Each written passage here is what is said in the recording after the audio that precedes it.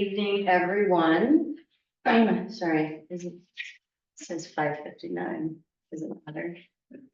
All right, I'll go ahead. All right, it is September the 23rd at 6 p.m. So we'll officially call this board meeting to order. And if we could get a roll call today, starting at this end to get. Hi, I'm Rihanna Cruz, the junior student representative. Kate Crawler, District 2 Director. Carly Hoover, Director, District 1. Dr. Hansi Pedrosa, Superintendent of Tukwila School District. Terrence Proctor, District 4. Dave Larson, Director, District 5. Great. Welcome to all of our guests joining us both in person and online. Appreciate your time being here this evening. So we'll begin our meeting as always with our land and labor acknowledgement that I'll be reading this evening. So we in the Tukwila School District acknowledge that the land where we teach, collaborate, learn, and play is the traditional land of the first people of Seattle, the Duwamish and Muckleshoot people. Past and present, and honor with gratitude the land itself and the Duwamish and Muckleshoot tribes. As a public school district, we have a responsibility for the stewardship of this land, and we strive to work alongside the Duwamish and Muckleshoot people who have been living and working here since time immemorial. And our labor acknowledgement, we further acknowledge that the burden of environmental exploitation and systemic injustice falls upon the labor of Black and brown bodies in the building of this country and its institutions. We remember that Black and brown people were born and died working this land against their will for generations.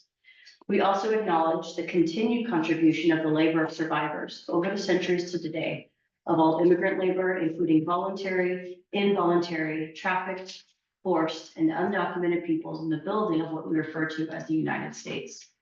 As a school district leadership, we pledge to recognize and work against systems that have historically and currently enforce and create inequities among the people that we serve.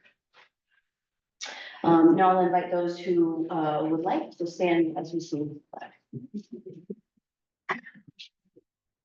I pledge allegiance To the flag of the United States of America and to the republic for which it stands, one nation, under God, indivisible, with liberty and justice for all. Now we'll read through just kind of at high level our board values. We have 5 of them that we identified as a collective that we wanted to center in our work conversations.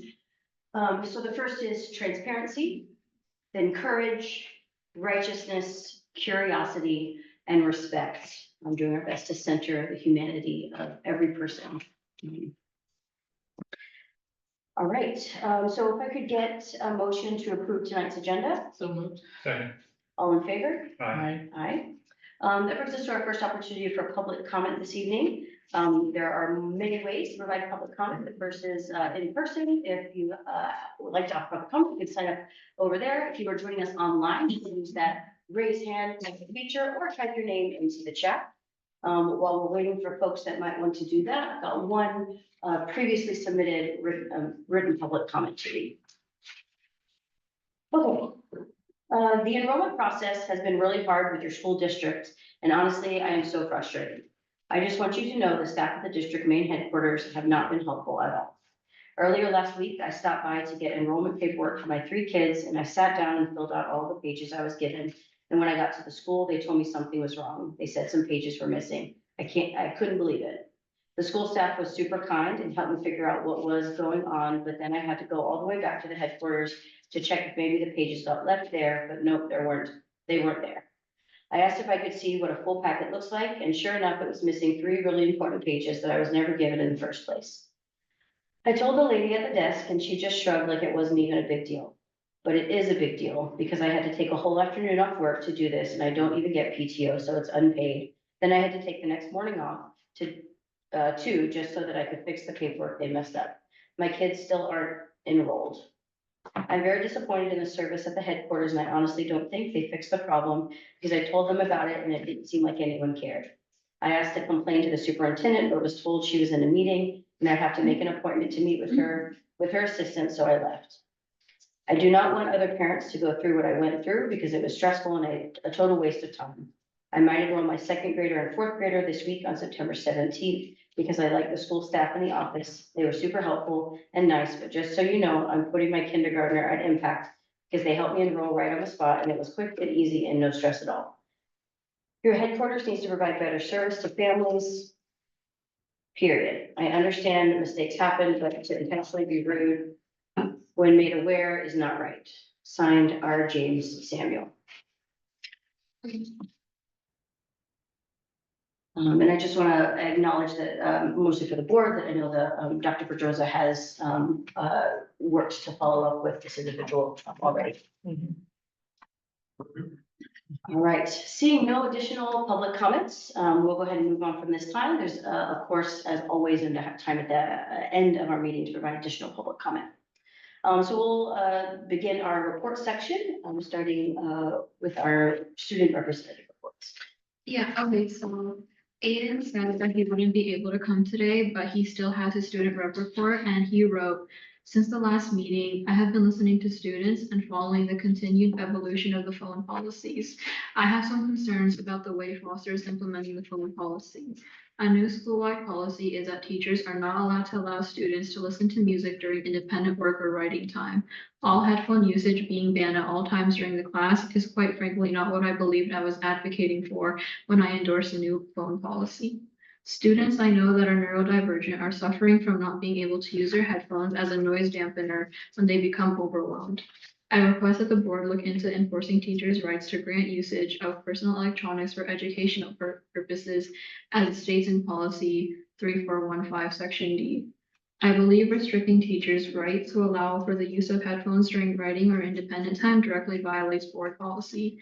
Music is a proven study aid and therefore has an educational purpose. Thank you. And my student rep report for this meeting is, since the last board meeting I've attended, I've spoken at the all staff kickoff meeting with Aiden about our goals and recommendations for this school year amongst our staff at our Tukwila schools. I've received positive comments from teachers since the last meeting, but I haven't had the opportunity to see if teachers have actually made any changes. I also planned for our first student advisory board meeting with Naomi and Aiden just recently, and the phone policy was definitely a topic that we were going to talk about during our next meeting. And I've also been trying to recruit someone for our new sophomore student representative role. Thank you. I definitely want to spend some time thinking, whether it's today or in general, about the phone policy, a comment from Aiden.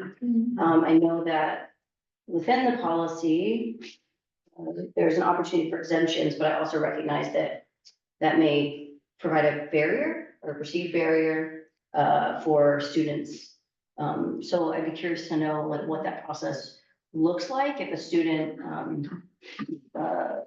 you know, really benefits from whether it's a noise modification or even sometimes having like music in your ear during kind of those self-directed times can really be beneficial. So I want to make sure that like, depending, right, that we might be able to have some easy access for that, while also recognizing the intention of the policy.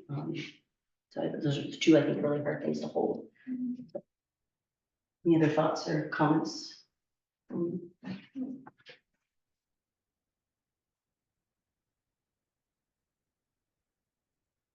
Okay, I'd be curious from Aiden too, if this is something he's brought up at all with Principal Parker. Well, I know he brought it up with me and Naomi during our planning for the SSAB, which is why we're gonna have that talk with like other students to see if they feel the same way. Okay. Cool. Okay. I wonder too, you know, when we're thinking about, well, never mind, I gotta connect with you to kind of process through some of my thoughts there. Okay. Next is our superintendent report. Yeah, I just want to add one little thing. We've also received an email. We're reviewing, we got an email regarding when we sent parent communication. I had one from a family that offered suggestions. So we're reviewing all of these things. I just want to share that all of these comments or information, we're reviewing them as a group. So I just want to let people know that. Hi, everybody. Good evening. First of all, I want to thank the Tukwila staff for a wonderful, strong start to the year. We were well prepared and ready to go and welcome students back. District and school teams met over the summer, organized and supported students and families. We continue to learn and grow and continue to get information and keep working on improving our systems. It's also Happy Hispanic Heritage Month, started the 15th. We continue to celebrate the Latino experience in our communities. Just sharing personally, I have some strong roots and connections to family here in Washington State and also in California and Texas. My parents were migrant workers from Texas and California and who worked in the fields, oh gosh, many, many years ago. And in fact, they met in the Skagit Valley area on the fields, Holbert Farms exactly. So my parents were not high school sweethearts, they were strawberry sweethearts. Picking strawberries there. I'm just super proud of my culture and my heritage. And we've actually asked other scholars and staff to share their experiences and what this month means to them. And so I'm really excited to hear about their experiences and what they share with us. Just a couple of things for October, just reminder that we have early release days on Wednesdays. The early learning and the district calendar is on our website and also in schools. I saw it posted, like ready to check out. They had it right there. I was there today. So just if you have any questions, it is on the website and it's also in schools in various places that you can get access to that if you need a hard copy. Just a quick update. We've got the latest update regarding Tukwila Promise. I actually have more information to share on that. But just really quickly that we had close to 85 students register for Tukwila Promise. But we actually have close to 55 that are actually enrolled to start and register for schools, which is, if you know, that's close to triple the number that previously enrolled last year. I think we had 16. So 55 are ready to go. They're still waiting for 7 more students to complete enrollment, but haven't registered for classes yet. And then, so the numbers are pretty astounding. So I just wanted to share that with everybody. So congratulations to the class of 2025. That's an amazing feat.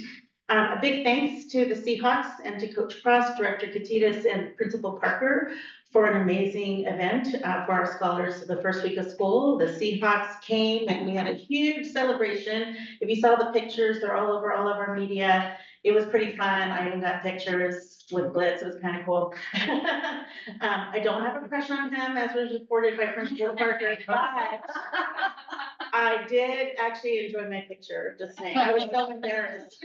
I told her, let's go take a picture with him. And she goes, Dr. Pedroza has it. I'm like, oh my gosh. Anyway, but the pictures were fun. And actually, the Seahawks donated cleats to all of the football players. So that's kind of cool.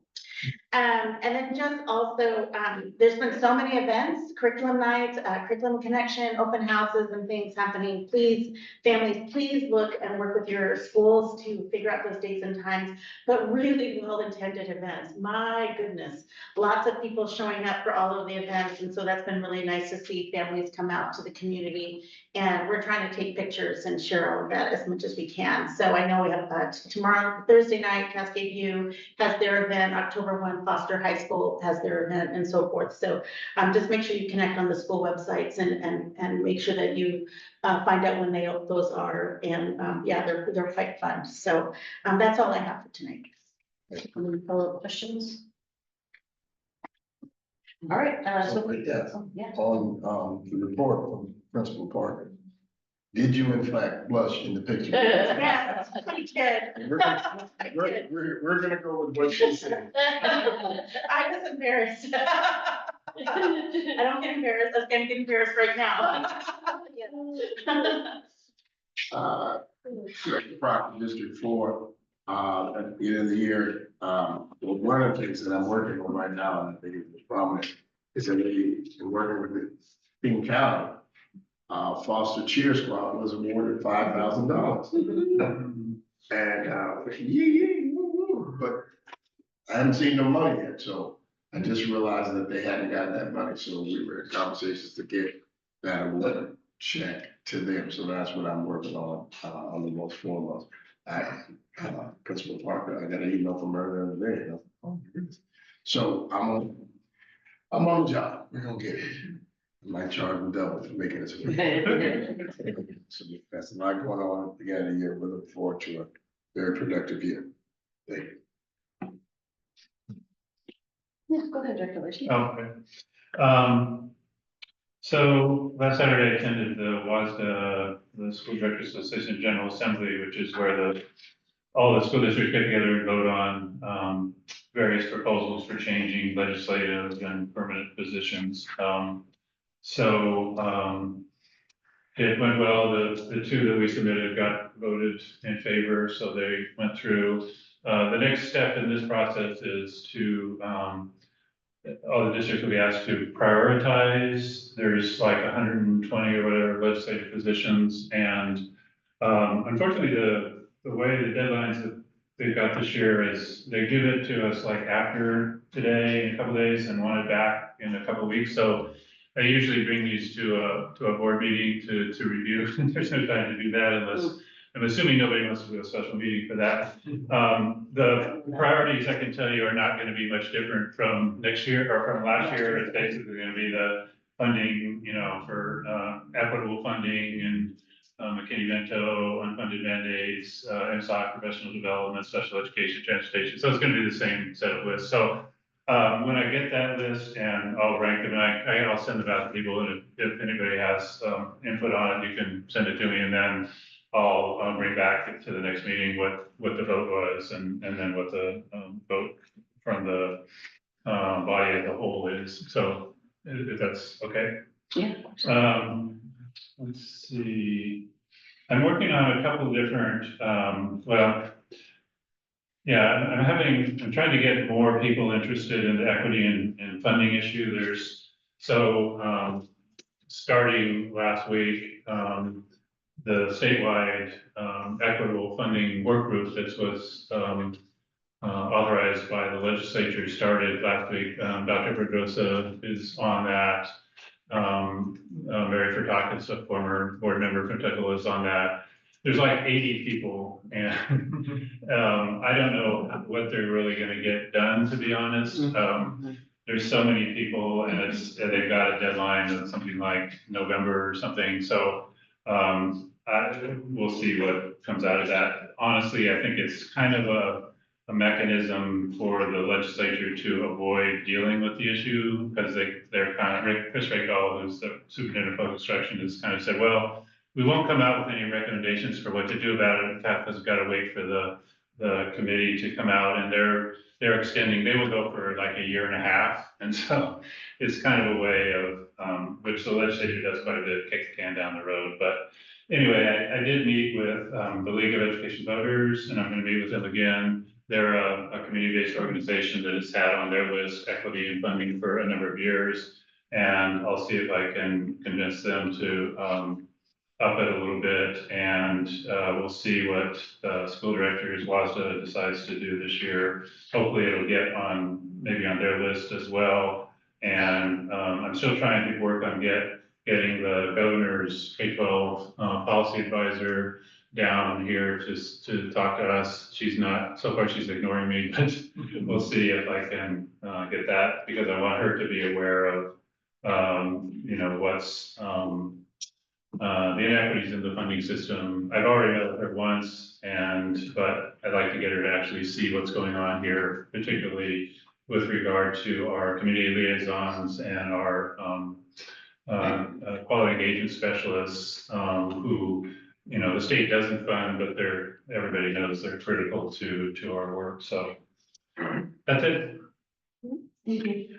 Just one question about the General Assembly. That's the one where the position that we've been trying to advocate for around board positions, that's where that comes up, right? Yeah, right. Okay. Yeah. I definitely love to see that one and kind of what our okay. top priorities Okay. if possible. Great. I have nothing to report. I think Director Parker, are you good? I went out of turn. No, that doesn't matter. I have to go on. I'm sorry. Sorry. I just. We just do that because it's easier. Yeah, I'm sorry, Kate. Okay, so, it's been a while since we were able to get reports, so some of these are a little bit outdated, but I'm just gonna say, I was really pleased to be a part of the staff faculty kickoff event and be present there. The speakers were amazing. I think, I just big handshake with the unions, really just was put together really well. My hats off to staff and the superintendent for just ever bringing people in together to come out with a great start. The spirit was really high. It showed on the first day of school. I'm a member of the Rotary, and so we volunteered and the school district was obliged. We've been doing weird things for years, like waving and welcoming students in front of the school. But this is the first time where I've actually been in the school. So I was able to go to, with a couple of Rotarians to the middle school and just welcome students. And I forgot how I felt when I went to junior high. They looked totally lost. They were shaking up, they're up that early in the morning. There's this waves of tables over in the courtyard. Just go pick up your schedule and then come on into the assembly and then they'll go to class. And those instructions were kind of hard and some were a little shocked that they were there and some didn't know how to read the schedules. And it was really fun to just be a part of the start of the day and be excited with them as school starting. I didn't see an unhappy face and they, some were a little concerned, but they seemed okay once we were helping them figure out where to go. And all that was planned out by faculty and staff. We just walked in and started playing and helping kids read their schedules. It was really exciting.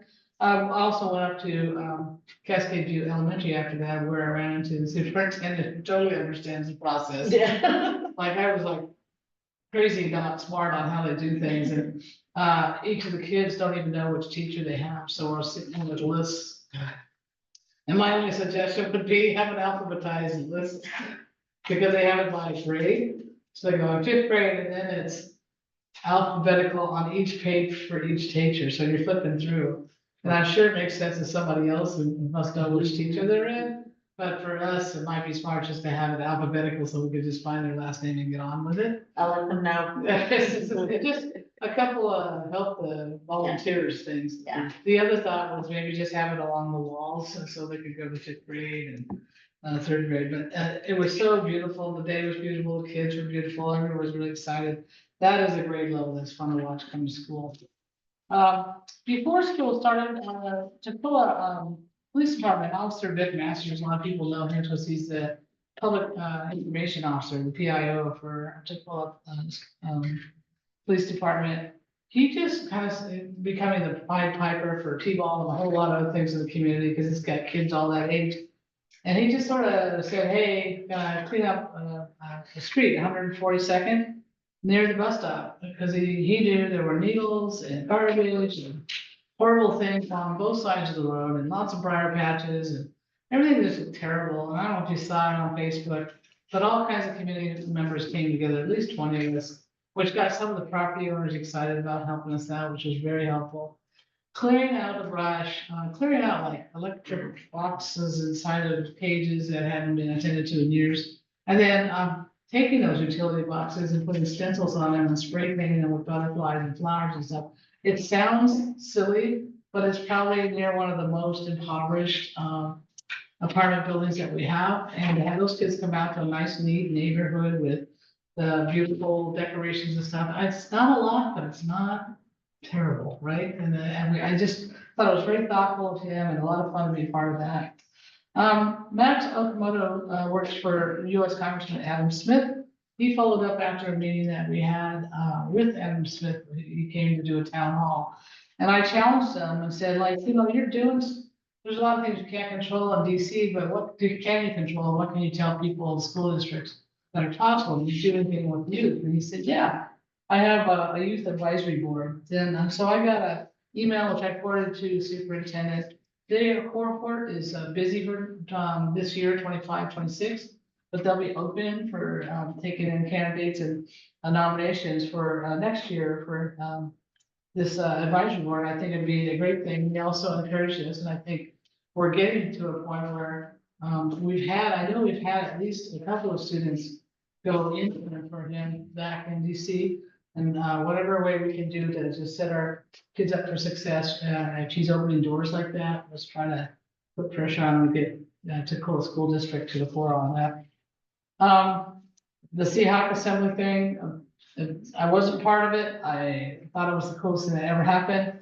I can't say enough. Somewhere on the Facebook there's a whole separate Facebook track if you follow for the football team. Somebody did a really nice background bio on Mark Cross. And I kind of knew he was, you know, an angel from heaven, an inspiring person in many ways already. I had no idea what his background was, and we are so fortunate to have him, and he's so inspiring. I followed them all summer long. He was taking them to beaches and to educational places, inspiring his football team to just ever more reach for excellence. And it just was fun to watch that evolve. And it culminated for me, because it was the first game I could go to, last Friday, where they were playing Central. And it's just unbelievable. The cheerleaders are great, football team's great, there's staff that comes out, faculty that comes out, obviously principals there. It was a I guess, district game, so it wasn't packed yet, but I think it's gonna be in 2 weeks when they come back. They're just starting to figure out how to win. I've just never seen, they look so inspired. It's just really fun to see. Let's see. Oh yeah, one last thing. It's not the school, but I think it matters to us. Down in Duwamish neighborhood, not Allentown, but across west of there, across the river. They have a little small pocket park called Duwamish Park. And Kaboom has gotten together with Green Tequila, and on the 26th, I got this right, the 25th and the 26th, from 8 AM to 3 PM, they're putting together a community playground. So if anybody wants to participate in that, it's good for our kids, it'll make the park look even better. These are all happening through grants and a big energy, so I just wanted to put that out there. Sorry for a long thing, but I just feel like, I just can't say it enough, this was a really bright, exciting beginning of our school year, and I just think it's huge momentum to, I hope will last all the way through school this year and next. Thanks. Thank you. All right, so we'll now move to our board discussion, board business and discussion, beginning with our first topic, which is kind of a look at our levy analysis. Oh, I didn't do that. Yep, sorry. I had already turned over my thing. Kind of a motion to approve the consent agenda. I move to accept the consent agenda. Seconded. All in favor? Aye. Thank you. Now we will move to our board business and discussion, starting with our levy analysis. So with after the most recent legislative session, there were some changes to the potential, and levy cap, obviously Director Larson, you could explain this much better than myself. So we just wanted to bring forward the discussion to decide if we wanted to potentially pursue going back to our voters and asking for some additional levy dollars. That's correct, right? Okay, great. Not gonna lie, looking at this, I'm very confused. I don't understand much of anything, so I'm hoping to learn a little bit as we go along, so. It's a lot of pages, so good evening, everybody. Amy Fleming, CFO. So a little context, and I figured I should come up and at least provide some context to this data set that I provided. I believe Director Larson is probably the only one who truly understands the levy conversation. So jump to page 6. Been pumping up levies for years. I follow it pretty close. So basically, what happens is anytime we go out for a levy, one of the first things we do is we need to look at the tax rates and the amount authorized to the taxpayers, because this is what goes to the voters in the ballot.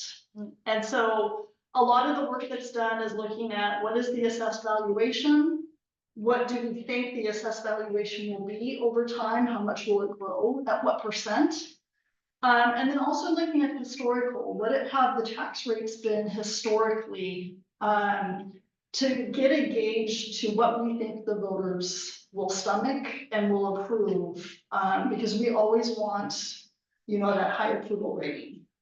So the last time we went out was in 2024 for tax collections that began in 2025. At the time, the voters approved a tax rate of $1 for 2026, $1.61. I'm only looking at the P&O rates right now because this is what our discussion is. But it was important for me to show the other rates for our bonded debt, which is what went out in 2016. And then the most recent capital levy, because they all, kind of combine to get a combined tax rate to our voters. So in, our existing levy is established. What has been authorized in the maximum tax deduction has been established. That was done through the voters when they, gave us the big vote of approval back in 2024. And it's a 4-year levy collection. So that is by law. We can only go out, every 4 years, with the exception of this recent change in law to do a supplemental, because of the law change.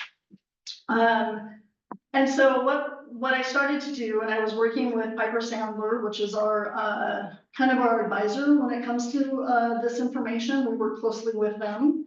And so we were looking at the combined tax rate, what has been historic. So in 2025, we are collecting $3.62. That's the combined tax rate. It is scheduled to go down in 2026. The bond debt is dropping from $1.34 to 90 cents. And that's basically the way it was structured when we sold bonds, for all of the, work that was done.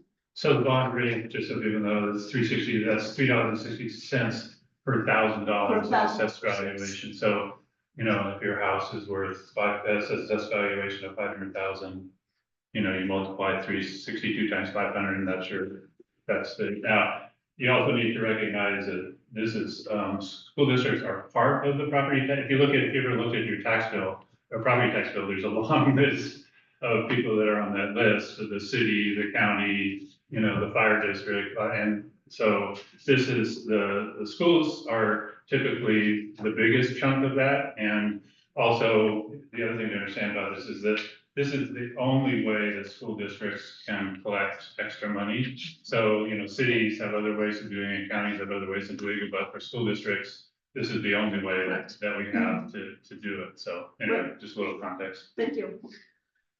So if we wanted to make the assumption that we wanted to have that combined tax rate at $3.62, and we decided to go to the voters, in February, what that means is that we can assess an additional 34 cents in the supplemental levy, for tax collection, beginning in 2027.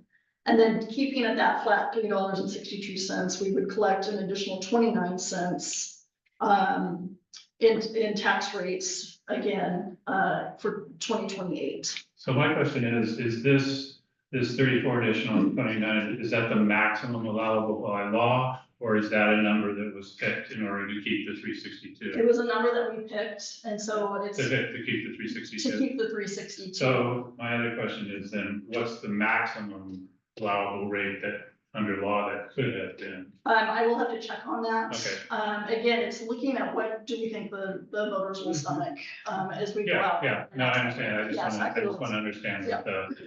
what the top is, because some, you know, legislators might say that you're leaving money on the table. I mean, that's a whole discussion which we'll have, but I just want to be clear on what the maximum is, just so we know. Okay, So we just spent a year trying to figure out how to live within our means and get a little bit of pad, successful at that. And this represents to me something that we can sell to voters as, we're still trying to live within our means. We don't want them to diminish, and it's really hard to do what we're doing right now. So you're trying to hold steady. Mhm. And we can discuss later, because, yeah, the stuff that I'm out talking to people and they are really unhappy with their property taxes in the city side of the house. And so, it went up dramatically because of the fire authority, not the fire authority, but they didn't retire the original tax for the fire district completely. Yeah, I'm a big fan of So there's a trying lot to of upsetness. keep the rate constant over time. Yes, Because it avoids kind of, you know, if you let it too far down and then try and bring it back up, it's a harder sell It's than harder. you just say, Yeah. we're keeping it constant. So I think it's a good idea. Anyway, correct. So if we were to use these assumptions, the 34 cents and 29 cents, that means that we could get an additional 2.1 million in 2027 and an additional 1.85 million in 2028. So that's the pink highlighted column. So it's a calculation of your assessed valuation times the supplemental EP&O levy, and that's what gives you that levy amount. And keep in mind, here we're talking calendar years, Calendar year. which, so I didn't want to translating that confuse, into. I didn't want to confuse then switch over to fiscal year. I just wanted to keep it simple and discuss a calendar year collection. Yeah, but if you try and translate that into school years, you're basically doing half, so, because we Correct. do roughly half of 25, 26, 26, 27. Yeah. Anyway. Yeah.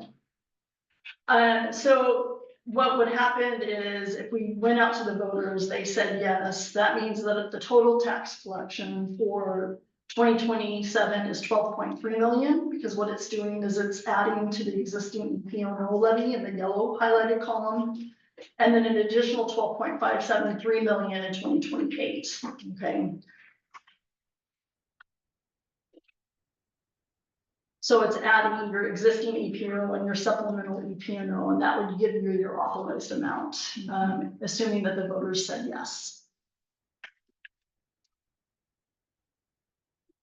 Questions on this slide? It's a lot of numbers, I know. Actually, I'm actually happy that the message is simple and easy to translate and easy to understand. I don't think it's that complicated. And the fact that we're trying to be stable and make it through is also commendable.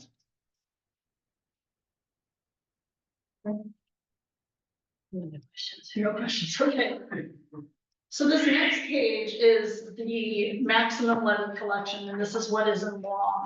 So once the levy is approved, the actual collection amounts are rarely the amount that's approved by the voter. Rarely.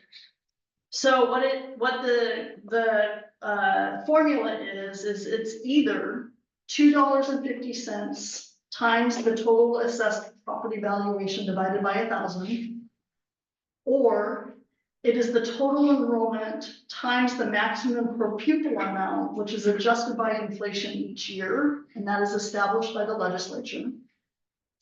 And it's the lesser of those two. Okay, so you don't get to do the higher, you have to do the lesser. And unfortunately for Tukwila, we are the total enrollment times the maximum pure pupil amount, okay? So that is really important as we work through the next slides. So on the previous slide, it told us how much we are authorized to collect based on what's approved by the voters. But then you get into the calculations of this maximum levy collection, and the story becomes different quickly, okay? Like I said, one more bit of context. So the reason that we're talking about increasing the local tax amount is because the state is not funding basic education. And they were having a budget problem this year, so they decided, oh, well, let's just let the school districts suck the more taxes out of their local levies since we can't cover it. And which on its surface is a problem several ways. One is it's really a direct violation of the Cleary decision, which says that the state has to fund basic education, and this is going the other way. They're just inviting another Cleary decision. And second of all, it's highly inequitable because districts that have very high property values, like the East Side and Mercer Island and so forth, they can jack their numbers up pretty quickly by just putting the mill rate up a few pennies, and they can probably do that. To make this on kind of rural districts or districts like ours that have high poverty, that's much more of a problem. And so but just to be clear, what's going on here is the state legislature is trying to shift the responsibility for funding schools to the local taxpayers from where it should be, which is the state. Yes. Can I ask a few probably really silly questions? So an apartment building, Mhm. that gets taxed, right? Correct. Under the same formula. Okay, do we have any data on like the amount of renters versus homeowners in our city? I do not, but I'm wondering if either the city or the county would have that information. Just because I wonder, like, I think about, I don't know, I just think that could be a number that could impact it or have, be important information as we consider, right? Because if we know that our students and some of our families, right, might be low income, but it doesn't necessarily mean that they own their home and would be impacted by these taxes. It might translate right to rent increases. I totally recognize that, right? But I just wonder if it could be something to consider as we think about how this might impact directly some of our families, you know what I mean? And I'll look through the city of Tacoma. A lot of times they publish their demographic information in their financial reports, so I will look and see if they have any of that data in their financial reports. Yeah, I mean, it will impact all families. If you own your home, you're paying it directly. If you're an apartment renter, you're paying indirectly Mhm. through Sure, your rent. I'm not saying it Yeah, doesn't. yeah. You know, and at the same time, I mean, I think I was pretty unique, but I was really fortunate that, you know, we've been renting our home here in Tukwila. Yeah. And our landlord hasn't increased our rent significantly, which is, you Yeah. know, that's not common. Yeah. And so again, I understand those things. And I think it's still something a data point just to at least Sure. have on our radar. Yeah. So the next page is, as we look at data, we always have to build in some assumptions. And these assumptions can be, we can move the assumptions around, but just for consistency purposes, I used 3% annual growth in assessed valuation for our property values. And I also included enrollment declines. As I've been stating throughout several presentations through the year, we're anticipating enrollment to decline over the next several years. Those numbers impact the ability to collect and how much we can collect. And so for consistency purposes, you'll see that data on all three of these next slides that I'm presenting. So this next slide that I'm showing you, again, it's a lot of numbers, is the slide just to show you for representation purposes, what our tax collections were looking like for the calendar year before the legislature changed the law this year. This spreadsheet is provided by OSPI. It's on their website. School districts use this information to plan for and prepare budgets. And so they're always pulling this data and looking at it, analyzing it to determine what the amount that we will collect in the following year. And then it translates from calendar year over to fiscal year for us. So before the law changed, and I'll use 2027 as an example because that's the soonest that we would do any new tax collections. So I'm going to use that column as my example for the next 3 slides. So again, the maximum per pupil, as I stated, including inflation, is established at $3,445 per student, okay? As the levy growth, and what I did was I made this also consistent throughout. So initially, OSPI was showing levy growth for 2027 at 2.3%. I adjusted that to 3%, again, for consistency across the board. Our voter approved levy, this is what we have established, this is what's gone out to voters, and this is the maximum that we can collect from our voters is $10.2 million, so that line F, okay? Our enrollment, again, is anticipated to decline. So in 2026, OSPI has calculated based on forecast levels. Their numbers, I believe, are off pretty significantly. So I have input alternate enrollment just based on as initial assumptions of enrollment loss over time.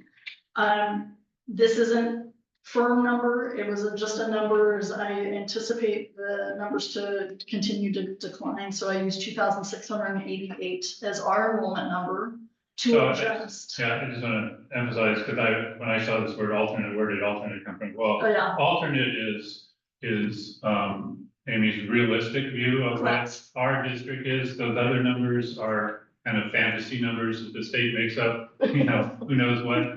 So I just want to make sure, because what we need to be using is the numbers that the CFO came up with, because they're for us. Correct. And again, before the law change, because the assessed valuation, CPI growth rate was lower, our assessed valuation actually came in higher for 2025. That drove up all of these numbers. And so the alternate assessed valuation, what I input based on our 3% growth is actually 6.2 million, okay? So again, if you look at the rates, the tax rate that I discussed, the 250 or the max per pupil, you will see that the maximum levy rate at $2.50 times your assessed valuation actually gives us the ability to collect 15.5 million. However, because that's on line K. However, because we have to use the lesser rate, the maximum per pupil, which is $3,445, is what is then calculated by our enrollment assumption of 2,688. So we're actually only able to collect $9.2 million. This doesn't make any sense. Sorry, it's just. Okay. Okay, so that is the way the state designed the law. So you can see the huge difference right there, just in those two calculations on what we're able to collect in both of those scenarios. We're required by law to collect the lesser amount. So just the reason for that is, and the reason that we have a much higher one is we have all the commercial property down in South Center. So you can imagine a rural district sitting out there without that, you know, they're gonna get, their total assessed valuation is gonna be much smaller. And so that's what this is trying to equalize, but for us, it's a huge loss of dollars when they went to that, and they've had formulas in the past that were radically different, and when they went to this, we lost a lot of money. When was that? 2017, 17, 17, 18, something like In that, the fairly recent. yeah. Also on this spreadsheet, you'll see that the maximum that we can collect is the 9.2 million, which is less than the approved levy of 10.2. So every year we've done what they call a rollback, which means that we can only collect, even though the voters authorized up to 10.2, because our maximum per pupil calculation is 9.2, that's all we can collect. So we're rolling back $948,000. And that's actually been pretty significant for school districts all across the state. I don't know of very many districts that hit their mark. There's usually some amount of rollback. Some districts are higher than others. And again, our rollback is a little bit higher because of the way the calculation works and the fact that we have all the commercial property. So even if. Well. I'm just trying to think about. So first off, like when we are going through the levy process, is that something that voters know, right? That even though you approve this amount, we've never actually fully gotten all of it, or you haven't been taxed on all of it. And then I guess I wonder, let's say our enrollment jumps, right? And then there's actually the impact of that 3.62. Because right now our voters haven't been experiencing that because we've never been able to actually collect the full amount. I mean, it's probably not gonna happen. I wish it could, right? But that's probably not gonna happen, so this is not really worth thinking about. I don't know. Well, let's move to the next page. Oh, got it, sorry. Yeah, so this is before the law change. Yeah, that was before the law change. So And now, now think about what the legislature is trying to do is, let's just shift more responsibility for collecting money to local districts. So Great. then we go to page 12. then we go to page 12. So again, same assumptions, right? After the law changed, however, the maximum per pupil, because what they did was they increased the maximum per pupil rate through the law change. So the new maximum per pupil rate is now $3,960.09. Okay? All other assumptions on this page are the same as what you saw on the last page. So I used a 3% annual growth. And I used 2,688 students as my enrollment number because I want to make sure that it's consistent, and I'm showing you consistent data. So under the new, and again, the voter approved levy has not changed. It's still 10.2 million in row F. But what has changed now is the fact that our maximum levy per pupil, because the per pupil rate has increased, we are now able to collect $10.6 million. Still better. Which now means that our voter approved levy is 10.2 million, so we're now able to collect the entire $10.2 million. Okay. Okay, that's the only difference on this page. This is strictly after the law change. So we're now able to collect in both 2027 and 2028, the full amount of the levies as authorized by the voters. Based on these assumptions. Why not in 2026? Also in 2026, I'm just not using 2026 as Because a we're- data point. Okay. Yes, The other thing to kind of understand about this is that we do the 4-year levies, and, you know, the school district is, in order to put it on the ballot, has to say, well, what do we think the maximum that we're going to be allowed to collect is? Mhm. And that goes potentially is, and you have to do that 4 years in advance. right. And so you're guessing, okay, what's our student count going to be like?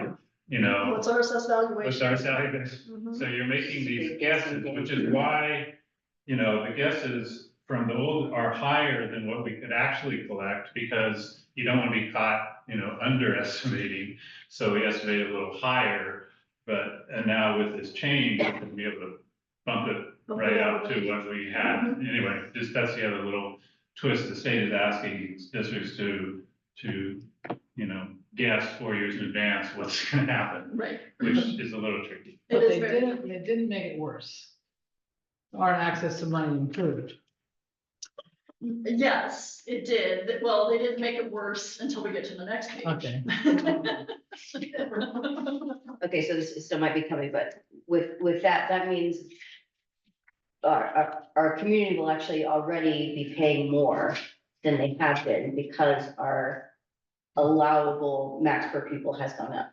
So already in 2026, 2027, 28, without going back for supplemental levy, they're already, our taxpayers are already gonna experience the impact of that. Yeah. Yeah, thanks. So that's kind of, the good news is we can get more money without having to go back to the tax. Correct. That is very true. We are collecting additional money without having to go back to the taxpayers already. So that is the good news. The last slide that I'm presenting is then what does it look like if we go out to the voters with the supplemental levy? All right. So again, the max per pupil doesn't change from the last slide. It's still $3,960. The assessed valuation, again, I used 3% growth instead of 6.33%. I think that is way too high. And then what I did was I put in the alternate voter approved levy. So remember when I talked about the tax rates, and if we were to ask for a 34-cent supplemental, that gives us an additional $2.5 million, brings us up to $12.3 million that we could collect from the voters.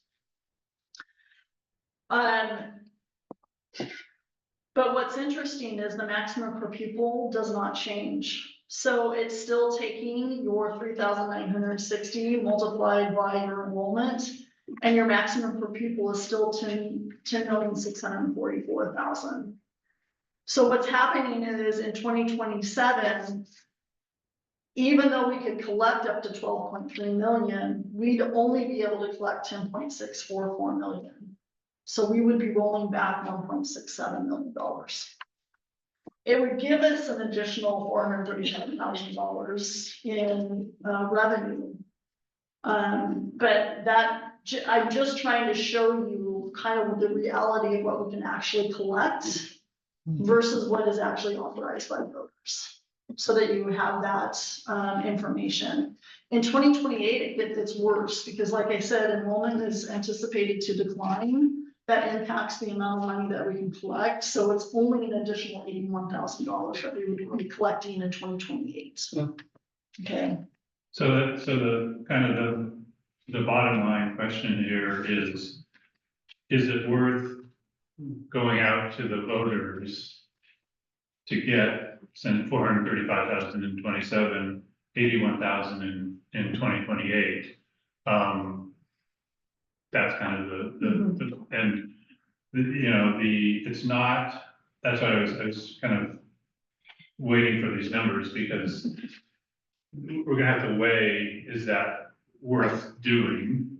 Going out in the middle of our levy cycle, this would be in the middle of this levy cycle, and asking the voter, and for me, I mean, 435,000, 81,000 is not much at all. 435 is something, but it's not a huge amount in the scheme of things. And for me, the big issue is, so the folks that do our campaign work, Riley Haggard and his crew, they're the ones that would have to, we need to have a meeting with them to see if they think this is worth doing or not. That, for me, that's the kind of the big, I mean, I can argue kind of both sides of this one, but the fundamental thing is, do we think the community is gonna support it?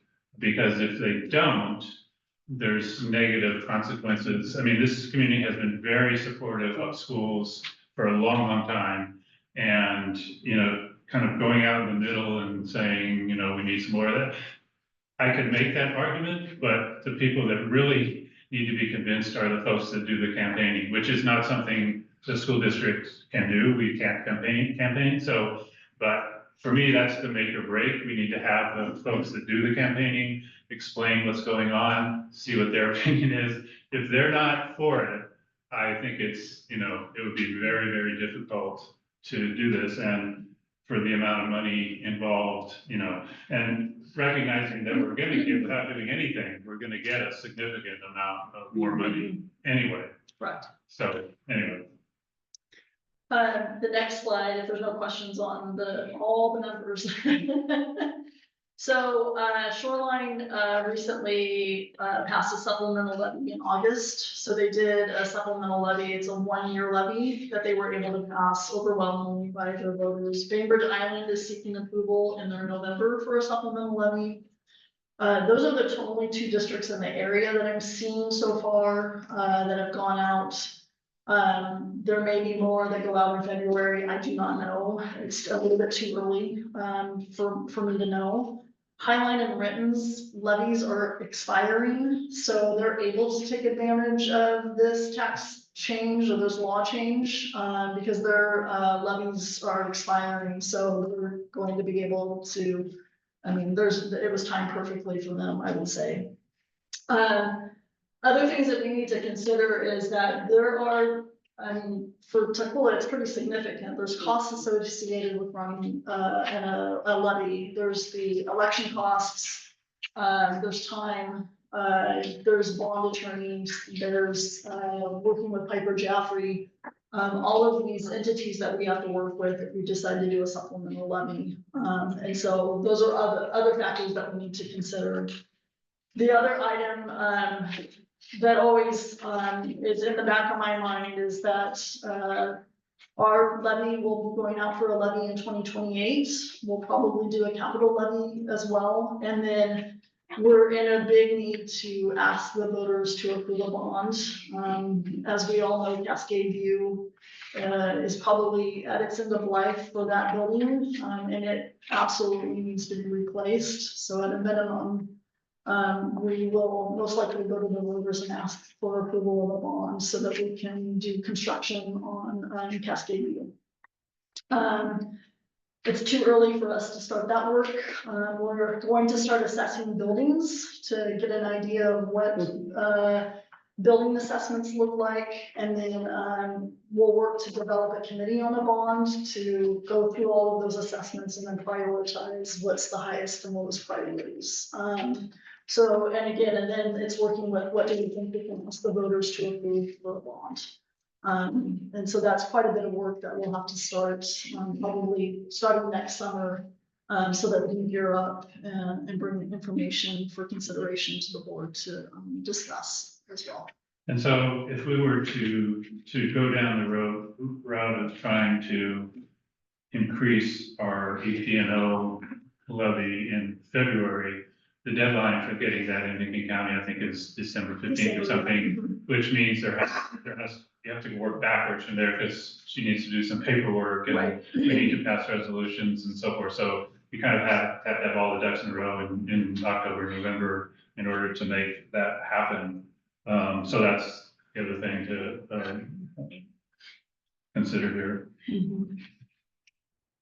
And it's, as you say, 35,000 and then, 28 is, well, the other thing, what we'd be doing is essentially replacing the last 2 years of our levy with this new rate thing, which is what Shoreline did. Some of these other districts were actually, they got a jump on it. So they actually replaced their 26 because they did it back in August or something.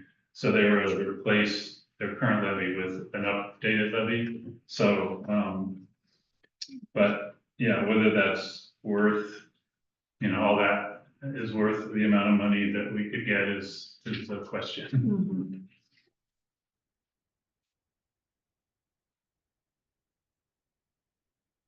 So I would, for me, the next,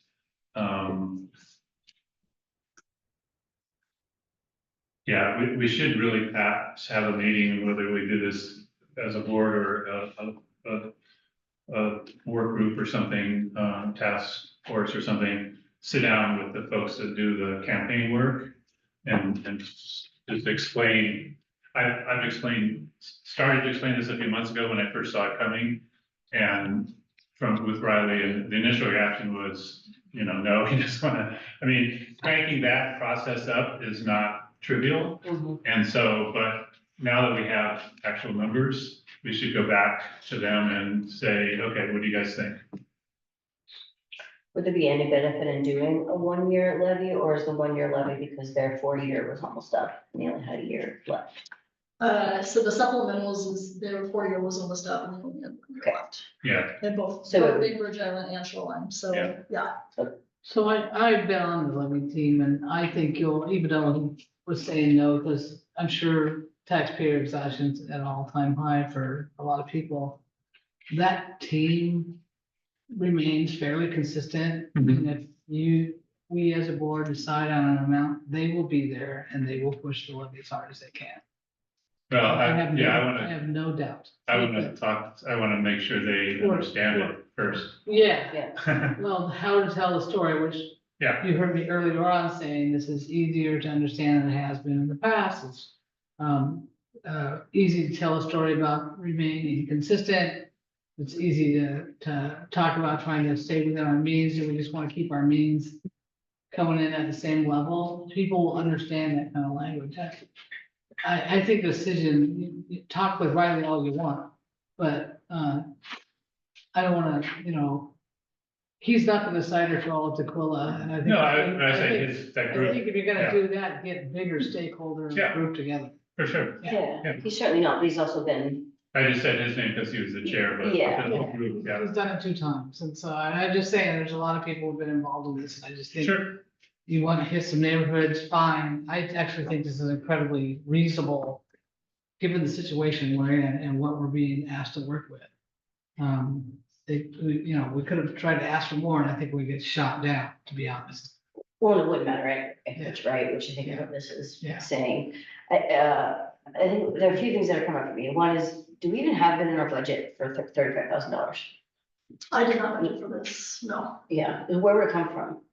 It would just come out of general fund, coffers, but no, I did not plan for this. So that's, I think, an important thing to Yeah. consider. And then I think the other thing, again, if we're thinking about $40,000 now, I would believe that like any amount of money, regardless of how big or small, is significant. And $400,000 in the grand scheme of our budget, it's a pretty small amount, right? So I'd be curious to know, which is you can forecast ahead or think ahead 2 years from now. We're already gonna get an additional $1 million, million and some change, right? So what would the difference of that $400 actually do for our budget? What would it help us be able to reestablish? What would it kind of help us in as we're moving in our sustainability, pathway? Would that be significantly helpful? I think that's hard to answer right Yeah. now because there's so many moving parts as far as the system is concerned.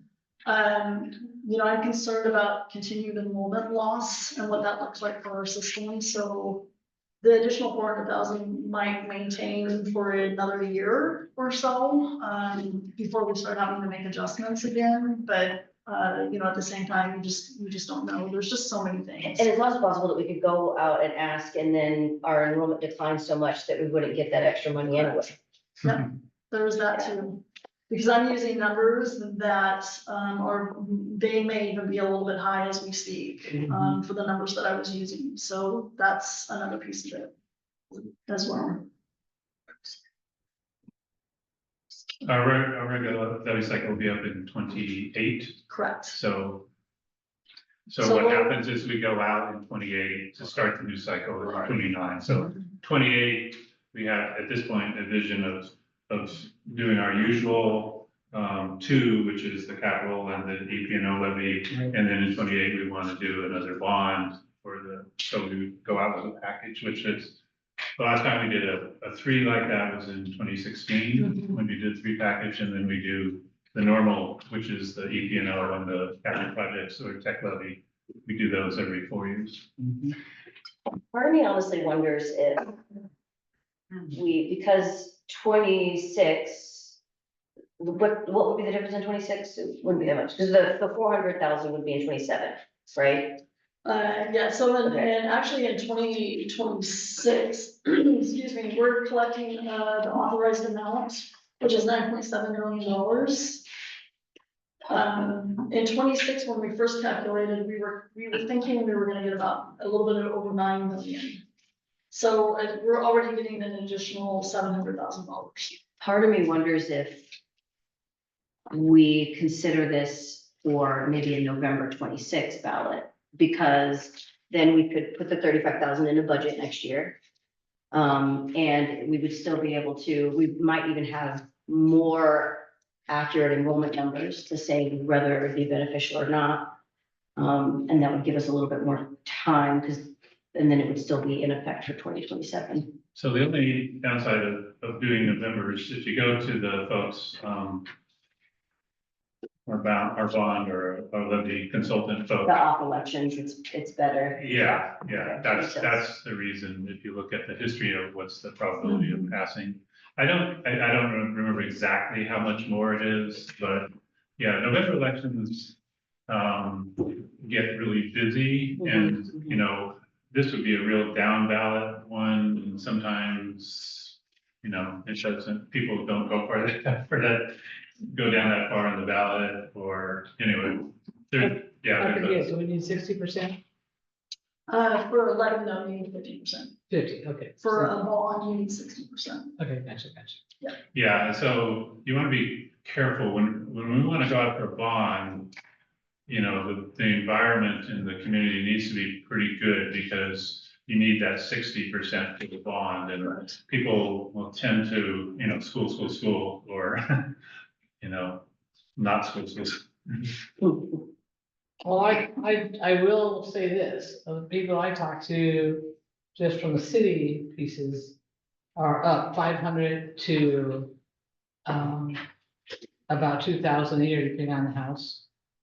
And its values, and so when we take that simple, mathematical 3.62 times 500,000, which is pretty close to the mean on a lot of houses here, and changing rapidly, that's 1810. The grumbling is pretty strong right now. I sure wouldn't want to be much higher than that. We gotta make the case for us. And then we gotta keep it simple, and it's gotta be, the theme has to be living within our means. We're just wanna live within the means, we're not doing anything extra. We're trying to keep up with what's happening with the economy, inflation, everything else. Or people just are, they've kind of had it. Yeah, so the other thing, so Tukwila City had the highest increase in property tax in King County in 2025, it's like 16% or something like that. So that, I mean, some of these other districts, have much lower increases or, and so, gotta take that into account. So in some ways it might just not. be Local that conditions, high. local Yeah. conditions, yes. So I guess where's everyone sitting right now about how we might want to move forward?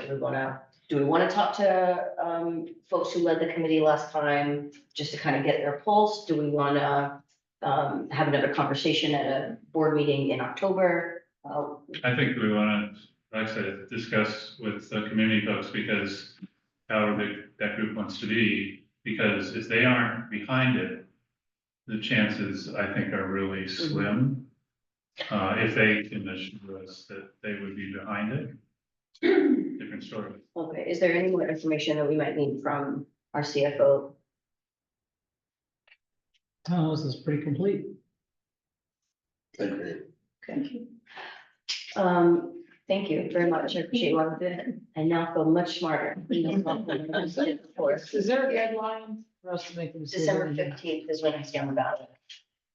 We have to turn in documents to the county, so that means that a resolution would need to be passed, which works closely with bond council. We would have to have all of the ballot information finalized. All of that has to be turned in to get the county by, I think, around December 15th. Okay, Yeah. okay. So we could queue up. We could say, start queuing up some of that documentation and be ready in case we say yes. Right? We Is that how to do could. it? I'm not really willing to go out to bond council and spend money though until I know for sure Of that's course. the way we're gonna lose. So Of course, but just have anything loaded for bear that we can. right. To make the drama not as high. And we'll consult. Maybe let's try and connect with the committee folks. I have a list of them. Great, between now and maybe our first meeting in October, we can have a quick discussion about it based on what they share. And then that way, at the end of October, we could be making some decisions about it. Because when I last talked to Riley, we didn't have the numbers, I was just kind of blue skying, and now we have solid numbers, so I want to make sure they understand exactly. Great. The other part of this, which we've talked about too, is I think, so kind of the legislature did this to us this year.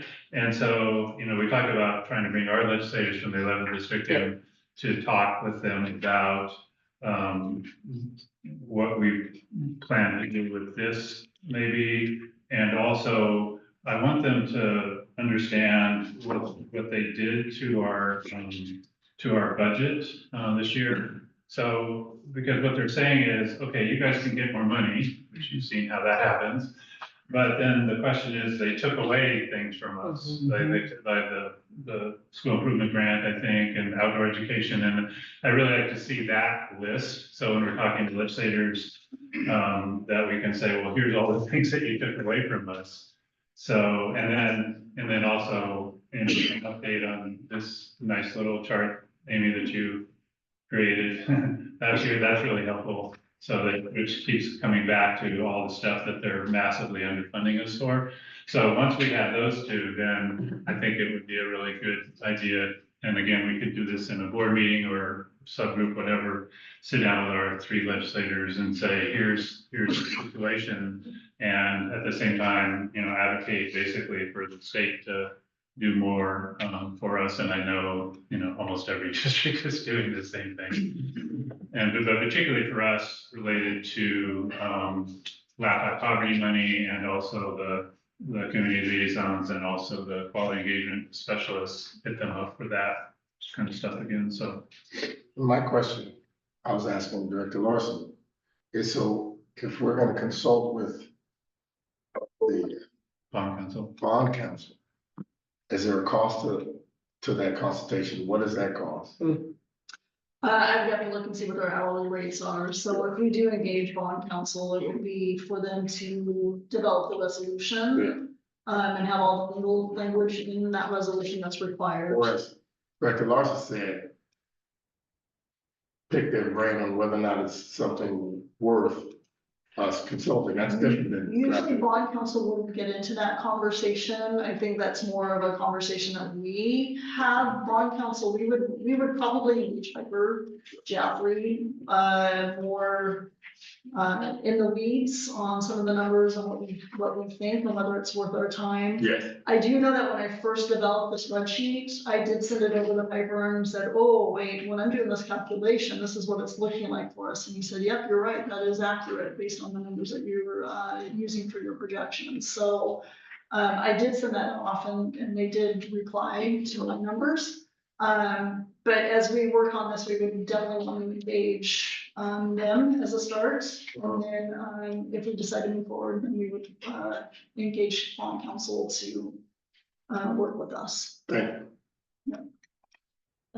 Director Larson, are you willing to kind of take the lead on the next steps, particularly about getting connected with Riley and Pat, right? Was the other person that coached us? So whatever they want to. And then trying to work with the legislators about coming to a meeting. I wonder if the second meeting in October, that might be too soon for them. But I'm just thinking about that Do you time. think you could have the information? I should have expenditures finalized for the second meeting in October. The legislative meeting doesn't really need to happen until November, probably. I mean, that's, So that's more of after we made a decision about what we're gonna do. Got it. Okay, yeah, okay. yeah. And then, Director Proctor or Cooler, are either of y'all, particularly interested in working with Director Larson on that? Just so that there's another person, no, I'm not. How soon are you gonna be working on it? Like next week? Well, when you say working on it, I mean, it's gonna be, you're gonna have all the information. I think first step is also for us, next steps for us is connecting with Roger, right? The chair of the levy committee, to get a pulse on. Yeah, and I mean, Dr. Pedrosa has good connection, I mean, she, I have a list of the levy committee. So you'd rather. Dr. well, Pedrosa- because it needs to coordinate, my time is pretty easy to allocate, but, whatever staff you want to bring along to inform that discussion. Okay. And then, yeah, for me, it would just be that meeting, I could do it in whoever else. I just want to figure out who's gonna. Yeah, So, sure. so we asking that Dr. Pedrosa orchestrate that meeting? Is That the would ask? be great, and if the Okay. meeting is during the workday, it's hard for me, if it's after 3, I can do it, because I Yeah. finish work at 3, if it's, Dr. Pedrosa, are you willing to coordinate that meeting and then include Director Larson? Probably. One of us. I'm gonna go back to Yes. set it up. Great. I'm interested, but I just also Okay. have to. Okay, I so just wanted to make sure we knew what was the taking point on what's happening next. who's on Okay. first? I think, so this is what I'm gonna recap what I'm understanding. So one is, what I'm gonna do is send the presentation to the committee. Just so they have a basic understanding, ask for a meeting so that we can all come together, talk it through, share highlights from the information, see what they recommend. And then we'll go forward from there and get that information to the board. Does that That make sounds sense? great. Okay, all right, I will do that. Thank you. You're welcome. I just want to make sure I synthesized my next step. And then once we get that, then we can Yeah. do let's try to see if we get the legislators together. Sure. In fact, I have a little file that says levy. And A little then, nervous, we're basically talking slightly over a month away here. so yeah, the hope is Having our that back together. by the regular meeting in October, Yeah. that we have some Okay, information to be able to say, yes, we'd like to move forward and go to the bond group. Because the legislators, what we're asking is for them to potentially do something, which the kind of the closer to the legislative session is probably a little better, so November-ish would be Yeah. good. all right. Okay. Awesome. Thank you so much. All right, so our next point of discussion here is to just have another discussion about the superintendent goals and evaluation process. I'll let Dr. Pedroza share about this because it's been a project of yours. Yes, so just to recap everything, one of the things that we've been talking about between the board and myself is having a more evaluation system that actually takes into account student outcomes as part of that work. In the past, there's several goals for the superintendent, which are all viable goals, but we thought this would be really critical to sort of think through what does Tukwila School District need for accountability moving forward. I was part of a group that gave feedback to WASDA, which is the Washington Association group that supports school boards in the state of Washington. So I was part of a group that gave feedback on their new evaluation system. So Deb, can you go to that really quickly? It's on the list as a memo, just to show people highlight. It's actually a public document. It's on the WASDA website. It says WASDA Superintendent Evaluation. So one of the things I'm proposing is that we adopt this evaluation process, which has tools and toolkits specifically, and then they outline specific goals related to this process. I think the goals that I've outlined could be part of that evaluation system. So one is a type of goal that they establish for goal setting would be if we adopted this process moving forward, there'd be a list of 2 to 3 strategic plan goals that would be top priority for us to review, not the whole strategic plan, but 2 to 3 targeted goals. There's district annual goals, for example, list annual goals, growth goals, and school improvement plans, either for the district as a whole or for the superintendent. List goals from the board self-assessment that requires superintendent support. Not necessarily all the goals, but ones that I'm supporting. And then operational leadership goals. So for specific impactful instructional leadership, supportive climate for students, staff, and community, operations and management excellence, and values-based leadership. So so it's still a lot of goals, but I think they're more in alignment with what we would like to see in terms of the work we're doing. So I'm making a proposal that we actually adopt this new evaluation. There could be training. WASDA will offer training to the board. We could set that up in a future, maybe retreat for training on the tool. I'm be learning alongside all of you. And then I think, I already established, at the end of my evaluation, I already established some goals that I think would actually really lean themselves directly into some of these goals. Not all, we have to flesh out some of them, but like, for example, one of the things I listed was operational excellence. Because one of the things we're doing this year is, sort of complete the transition from skyward to cumulative, operational, optimize staffing structures and refine class size projections as we continue to work on that throughout the year. To support equitable learning conditions, and then also fiscal health to make sure that we're monitoring our fiscal health. So that would be an example of an operation and management goal that we could establish.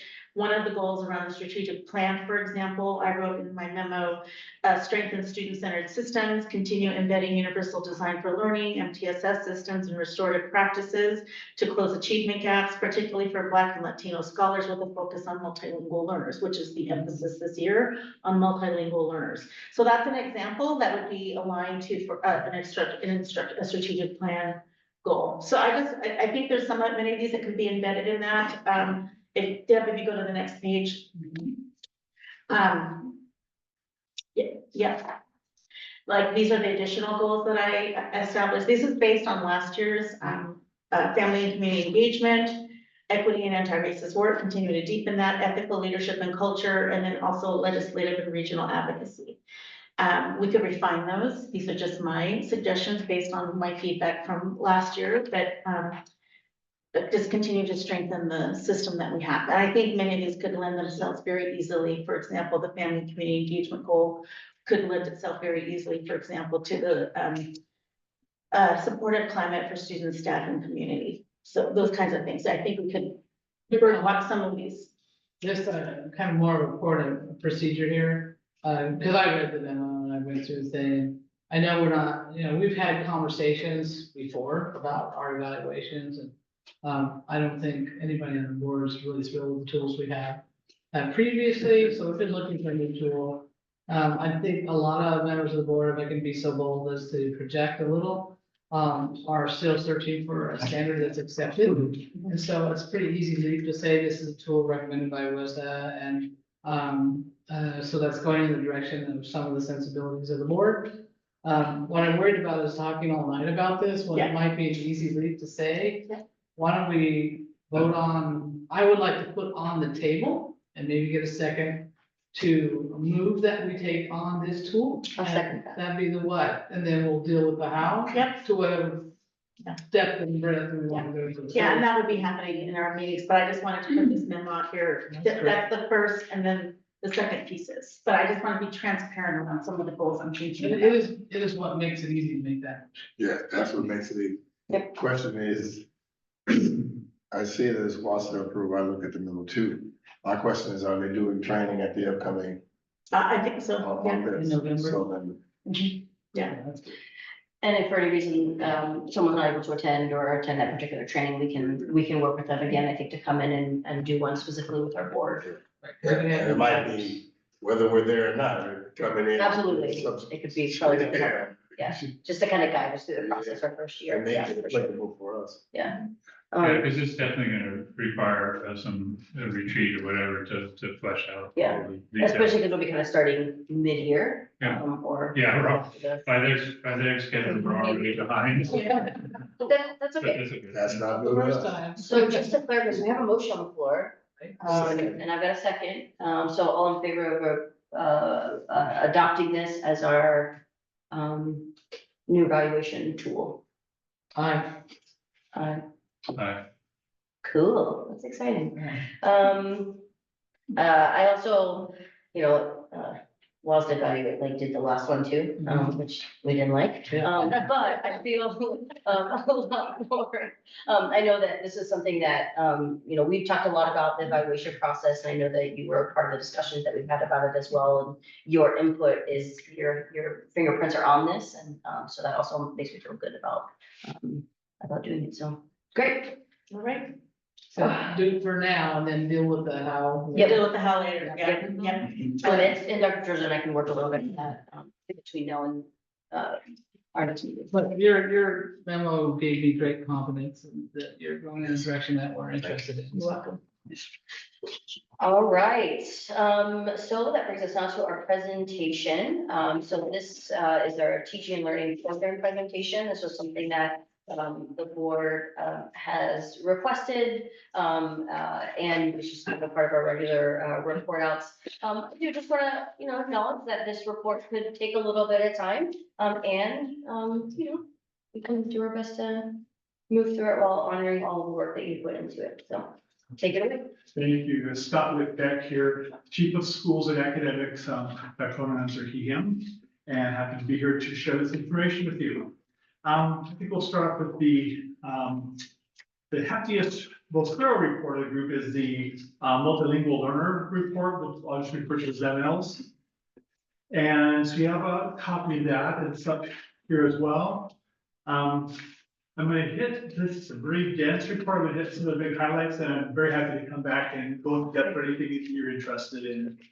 You see that the beginning early on in the report, slides 8 and 9, just show some court cases that justify and provide rationale and urgency for schools to develop deeper and richer, more meaningful programs to help multilingual learners enrich their language and move toward English proficiency more quickly.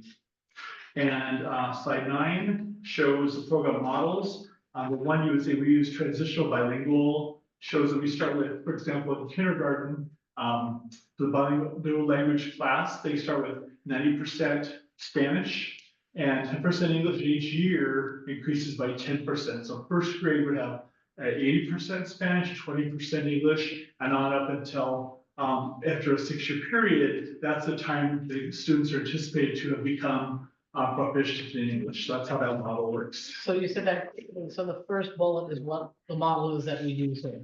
The second one, Second. transitional bilingual, there you see Okay. overlap. So they Gotcha. do look really similar. Yeah. Okay. Even I read this earlier, I thought, I have to make sure I remember which one it is, but yeah. So the second one shows a 90%. Okay. So the classrooms are, aiming for 50% of the classrooms to be students who already are primarily Spanish speaking. The confusion is it's called our dual language program. but Yeah. it doesn't use the transitional language. Yeah. That's where I Yeah. lost me. Yeah. Okay, Right. thank you. Let's see, looking at slide 11, it just shows this is a goal 5 from the state strategic plan and how our, you can see as you read this, where our work is aligned very tightly to what the state says is one of their priorities. Slide 12 shows the various languages and percentages of our students for whom that is their primary language.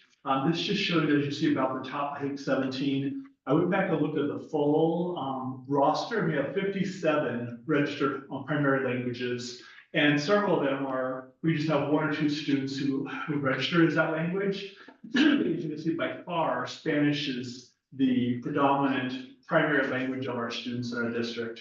So that's kind of interesting because last number I've been hearing people saying is 85. So apparently we have a significant reduction in the number of languages. Yes, and when I first came here 2 years ago, I thought it was around 80, but on the list that we received for our data specialists, it showed 57 languages. So I was surprised it was fewer than I had thought before. Yeah. I can provide that. The other thing that was interesting to me is that, so these are the students that are classified as English learners through the WIDA testing, correct? This slide on 12, this shows all the students in the district.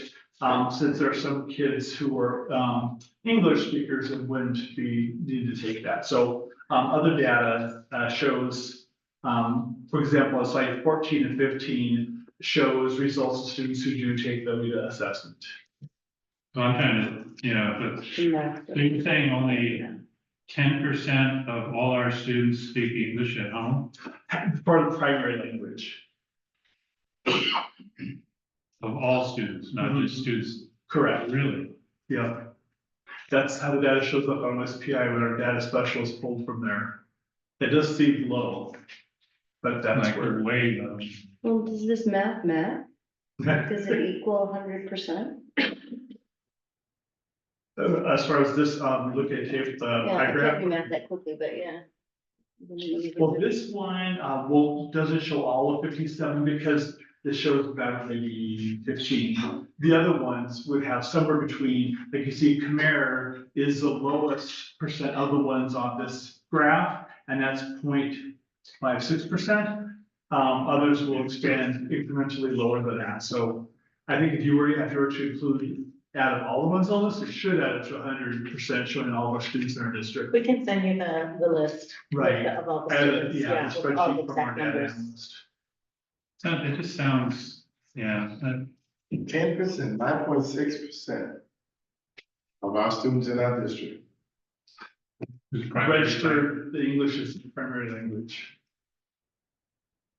That doesn't make sense to me.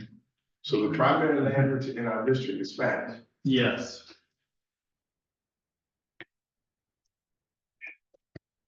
We can check again with our data analyst to double check on that, but that was a double check because we already. Are people anecdotally thinking I saw that. that's the case? It also feels like not like very different data from what we saw last time Yes. too. So like, It sounds to me like the English. honestly, like, did not check the box. if that is true, then that has to drastically change the decisions that we're making. So we have the exact numbers, I can share, and get them from, let me see. Go ahead, Scott, go ahead, Scott, no. I don't think we're like saying that you're not right, that's not it, I think I'm just really shocked and Yes. surprised. I'm here to Yeah, challenge it. that's When all. Well, I also, checked that was. I just wanna know anecdotally, we're just saying we think we saw different charts before, is that? Yeah. So that's exactly the chart I shared with you this week, this is exactly the same Yeah. chart, yes. but so I have the list. And if you add up this number of scholars, I mean, I'd have to do a little calculator, but this doesn't add up to 2,600 students. What does the header say on that one? I It can't. says see. MLL language distribution. So I think this would add up to the number of students that are MLLs. Yes, if that's what the header says, then that's what that is. Yeah, so that Which is also what this is, This is the MLL, Yes. that's not the district. not the district. Yes. Okay, well, again, English would be, multilingual, well, that's. So that would be my next question. Now, that makes sense. Yeah. That makes sense. Mhm. Yeah, because I know districts that, give WIDA tests to students whose native language is English and they don't pass it. I mean, there could be a variety of reasons, why kids don't pass a test on any given day, right? Right. So, yeah, it could be that 10% of the students that we classified as ML students are native English speakers. Mhm. That could be, and that's something I'm happy to go back and check with. That makes more sense to me. Yes. And I'm not disputing your math. I'll let Kate do that. I'm disputing that it doesn't line up with what I see when I walk through the district, Yeah, what I hear when I walk through the district. And, but if you told me that this was the data from MLL students that were tested, That makes all. that gets all kinds of Right. sense. Right. Mhm. But our original question is, this is students in the district, no, this is MLL students in the Yes. district. Oh, makes sense. all right. Director Larson mentioned that might very well be the answer. Yeah. Some students, even though they're marked English as primary language, they still might not test out as full fluent because of various factors. Which then kind of brings up the question, and I've heard other districts do this, so we wouldn't be the only ones that, Right. because you get, if you qualify for EL status, you get extra money. So there's kind of a built-in incentive in the system to True. have more of those students, even though, I just changed the test. I don't know, there's a little quirkiness in the system. I It's think. very true. Of the total number of students that are identified as MLL in the district, I just did a quick auto sum, it's 1,653.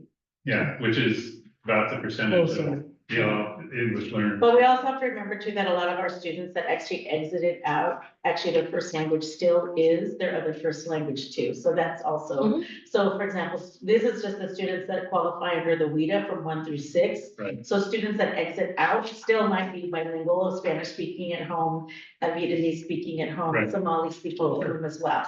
Yeah. So I just wanna also put that out there too. Okay. There we go. On slide 16 and 17, it shows a 4-year trend data. And these slides are, I should say, slide 17 is an addition. The first slide deck you received didn't have this information. So this is the one that you received just most recently. And is responding to one of the board questions about progressing and proficient. One of the other slides in the previous version had a small bar graph, and the numbers in it, as I checked with the data analysts, we realized it was just not accurate. It was presented the way it was really unclear. Even the one with the 2 horizontal bars and a 26% minus or less than, anyway. So that I removed that because it just wasn't accurate. So the data here on the bar graphs is accurate. And as you can see, we have been somewhat flat or even down a little bit. So that has been the driver of what is making our focus on multilingual learners even more urgent for this current school year and beyond. So you see much of our professional development for teachers and principals is focused on language enrichment. Yeah, because that was, I mean, that's something in our, strategic plan goals around MLL, and we were supposed to be moving up, so we're Not moving moving backwards. Yeah. Yeah, that's a big drop, 5.97 to 3.61. Yeah, it's, Insignificant. so yeah, it's not going the direction we're wanting, so that's why we're really doubling up our efforts for this year. So yeah, progressing just says, making progress toward exiting out after 6 years. If they're on track to exit out, then they meet the progressing criteria. Proficient means they've already met it. They've already, or they're ready to exit. Yeah, so the other one that I asked for, which we've had before, which is one of the, for me, one of the key measures of how our MLL students are doing is this graph that shows how many years, I mean, we've had for quite a long time, way too many students that have been in MLL status for like 6 years, 7 years, 8 years, 9 years, 10 years, 11 years. And so we need to get that down, and that's part of the process. The long-term. I think we're for Yeah. fixing that. Yeah, but Part of that- long-term MLs. Yeah, so Yes. part of that is some, like street data is talking to students and, you know, in a way that's still respectful and confidential. Why do you think, are you progressing as fast as you want in English? Not, what do you think would help you? On the They could state, probably give us some eye openers. on the state report, we actually did a little better than the entire state on that, but it's still not where we want it to be. We Yeah. still have a large number of long-term MLs in our system. So on slide 18 shows our effective instructional practices that go with developing English fluency.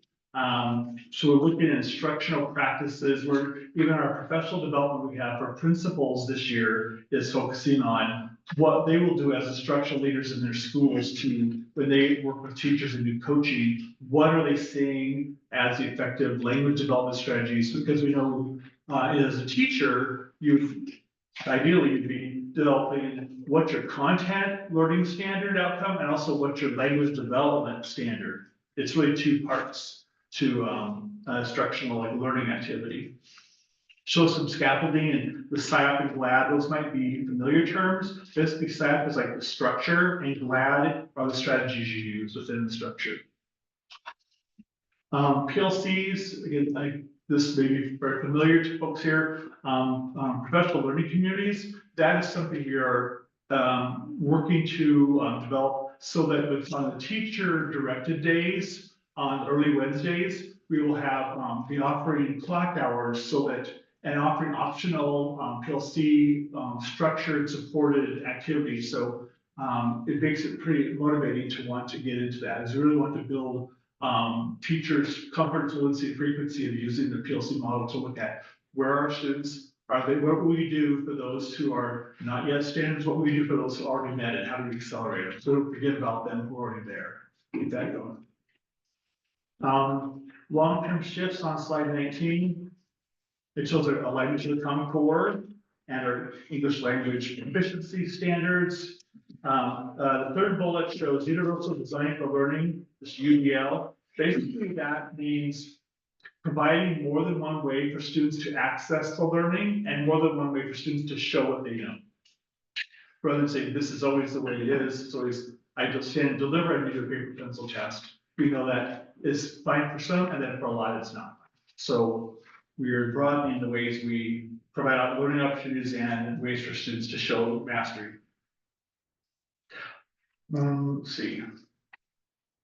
Okay, and then slide 20 shows what our shifts and focuses are. For example, fourth from the bottom, ML targeted coaching. We have a training coming up October 1st, where we have a consultant who is an expert in multilingual learners as well as MTSS multi-tiered systems of support. We're looking at a very strong core instruction, and the other element of MTSS is belonging and welcomeness in the classrooms. So we are doing training of trainers. So we're bringing in a couple teachers per school whose jobs are coaching and supporting, and we'll do professional development for them so they will be ready when they're at the schools on other training days. they'll be facilitators at the schools. And we'll have ongoing training for these facilitators, so they get to come back after they tried it and say, hey, this worked great, or this this didn't work so well. We can refine it and keep providing more training. So each time they get a session to debrief and train some more before they're expected to do more coaching at the schools. And in between, that's when they'd be able to get into classrooms and actually work one with teachers.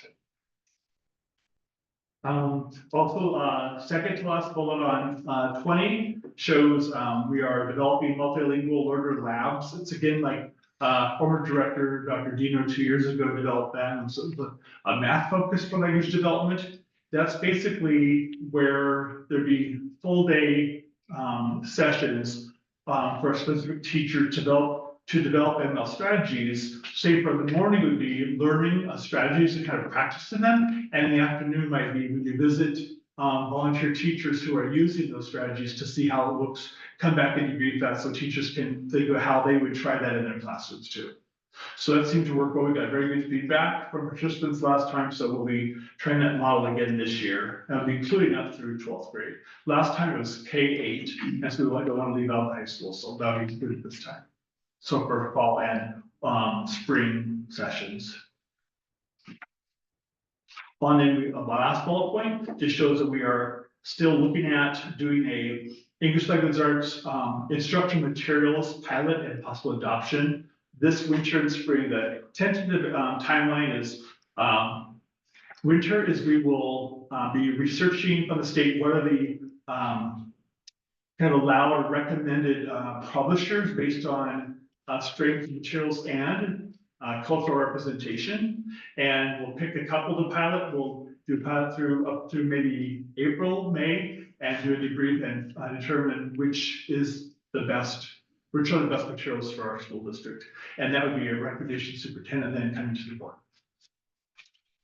Any questions on this part of it, the ML portion? So far, I just want to compliment you on filling me in. This is probably something I'm going to keep to help me know what all the acronyms mean. What you guys There's a know lot. about. Yeah, nicely done. Thank you. I think we came in a little late in the spell out because they had all those titles, but for the most part, the effort was there, so I appreciate it. Well, the most important one is GLAD, which is what we're using for pre-K 5, and that means guided language acquisition design.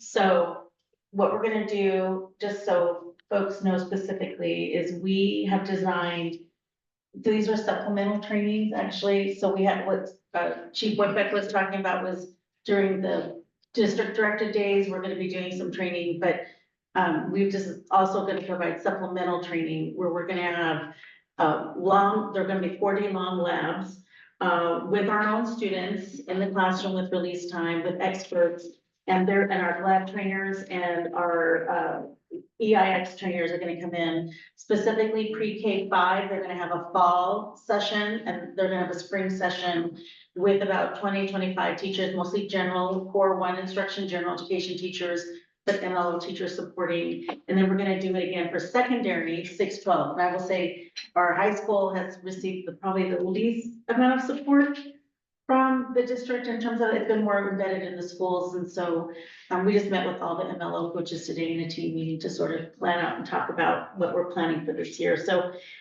there's a lot of embedded during the day, but also we're supplementing specific supports to make sure every level of the system, from the principals to the MLO coaches, the intervention specialists, and the classroom teachers are all getting support this year. And that's the plan. So I gotta say, SIAP and GLAD have been on the list for 16 years since I've been on the board, and it really hasn't. It gets to the point of what I always say, it's not what you do, it's how you do it. How So you do what it. you just described was a more robust implementation of it than. It's more like a lesson study where, so when you think about Japan has this thing called lesson studies where you actually are using the actual teachers, our own students, our own classrooms, and teachers will come together and unpack the learning around that. So it's not two things, that it's gonna be ongoing and it's gonna be embedded. Hopefully, if there's money available, we'll continue this into next year as well. So we're trying to build the capacity of our core instructional teachers to really understand how to have strategies to support the students. And it also requires the kind of ongoing kind of retraining, because we know we have mobility in our staff, so that's the other, bit, oh, well, we did that training. And that's 3 what years we ago. have to go long-term Yeah. strategy. And I will say that was the feedback I got from the GLAD trainers told us that, there was fits and starts. There's Yeah. lots of fits and starts. So Yeah. we're trying to make sure we have a long-term plan, Right. a long-term strategy. And I'll just say honestly, I'll just speak to this very frankly, we don't know where the money's, if there's gonna be a lot of money for MLL learners. It's been discussed. And so what we have to do is plan for just in case. So that means building all of our teachers become language learners and support language learners, and all of our teachers are language instructors. And so I think that's the strategy we're using. So this is a long-term investment in making sure all of our educators are supported, including our principals. So our principals are also gonna get support this year too, just as much as Chief Whitbeck mentioned. Which makes sense because over half our students left. Yes. Yes, exactly. Just a quick note, I don't want to necessarily belabor this, but it's something that comes up for me every time.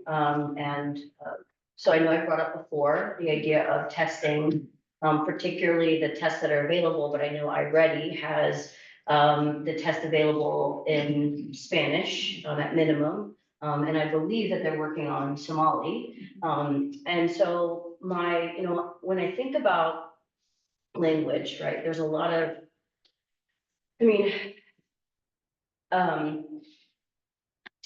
for monolinguistic people like myself, unfortunately, I only speak English, right? There can often be unconscious bias that comes into play when we think about people who aren't as proficient in English, right? There can be stereotypes that we around intellectual ability, right? Around what what someone can retain and understand and actually do, right? So those are just things that are just reality, right? Those they come up. And then I think about from a student perspective, one's feeling about their own ability as a learner, right? To do well, to be smart enough, right? Whatever that might be. Mindset about our ability to learn and us as learners is significant, and then our ability to actually grow as learners.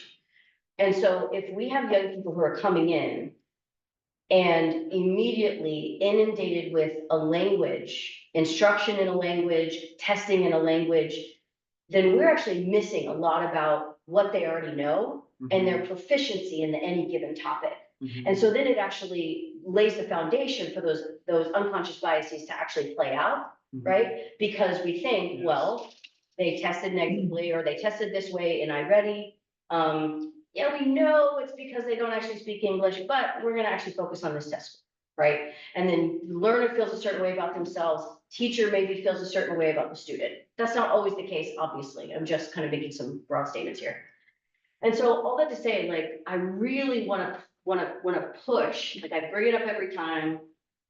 I really do think it's something we should consider. I was talking with a longtime educator in Texas who was telling me that any newcomer who does not speak English for their first 2 years in the system, they take the STAR, that's the Texas standardized testing, they take that test in the language that they speak at home.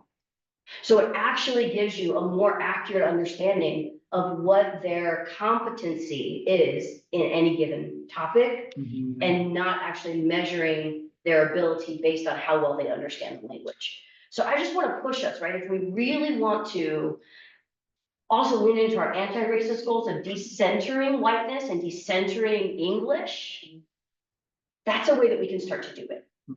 So I'll leave it there. I won't belabor it anymore. I second that's true. Do we want to know what they know content-wise and worldly? And how we get it on the burden of, do we only, that's part of it, universal design for learning, are we only assessing in one way, which is through English, and we miss a lot of what they know?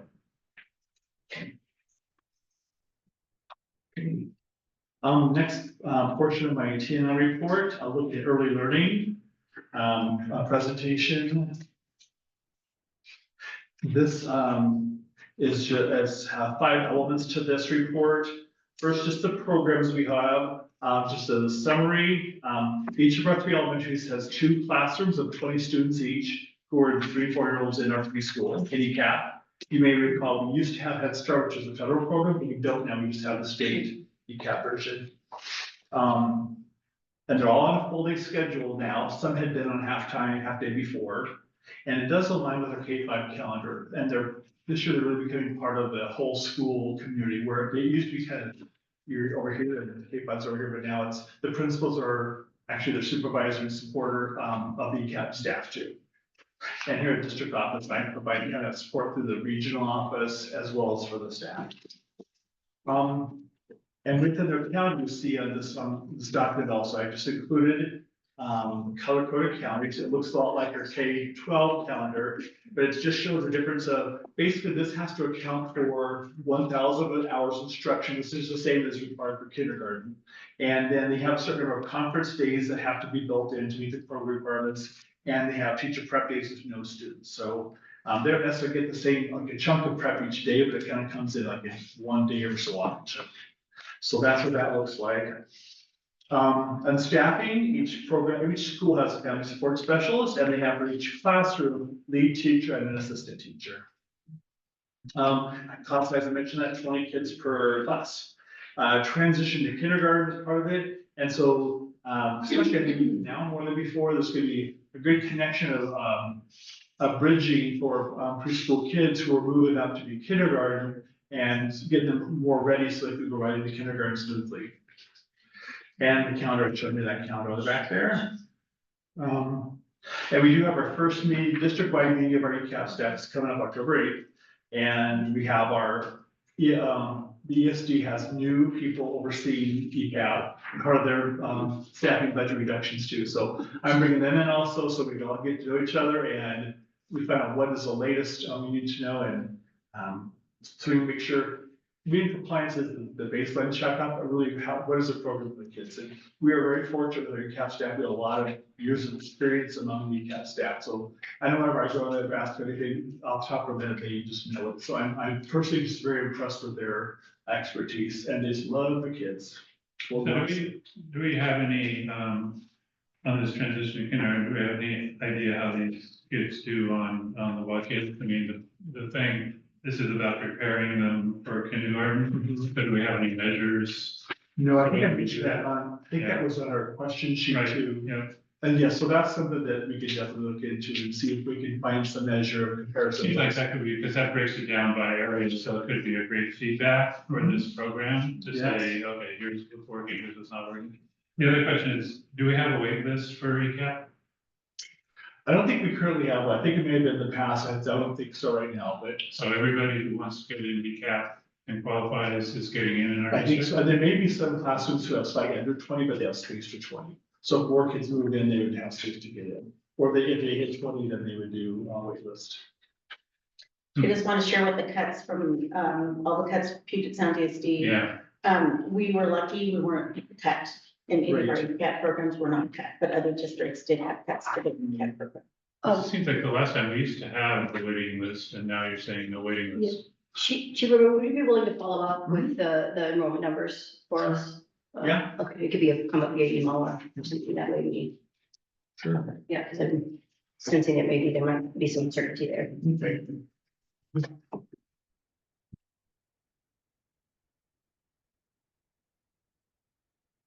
me check my notes here. Okay. Any other questions on ECAP? Okay, the next portion of my report is the Afghan refugee grant report. And you'll see several items here. This is all taken directly from our reporting system of the state. So just showing all that. So it's instruction, and this is all taken from Zia. Many of you know Zia from before. He was our Afghan family community liaison. So he is going to provide the information here. So instruction, we had provided after school tutoring for middle and high school students 2 afternoons a week. That was specifically what was funded through this program. So it's both elements, say tutoring for academics, but also just for students have a chance to connect with some adults who can tell them, kids are going to ask some questions about what it's like, being here in America. So they can help them socialization as well as academics. Second, activity pro parent and family support. family liaison, provided, a number of sessions for 2 particular sessions, one that I had visited to. This is supporting orientation to US schools. We know it's a very big change. Deepening the understanding of our curriculum and graduation requirements. And what families express their interest in is finding out more about school tutoring, transportation possibly, and English sessions to help the parents build their English too, they can further help their children. Activity 3 was professional development. Our former PK-12 director did provide in our principal sessions monthly, provided professional development for principals about strategies and things they can do for classroom teachers who already are having learned about multilingual learners, of whom these kids are part of that, but also maybe specific things that where they can be more aware of and helping the kids. Activity 4, the community partnerships. These 2 programs are worthy of calling out. Afghan Advantage, that was specifically to focus for adult Afghan women, and it's about English literacy. And it connected the families together with others who have been here a while, so they can start making connections and feel more welcome and included in the community. And helping them get driver's licenses, which is one of the main focuses.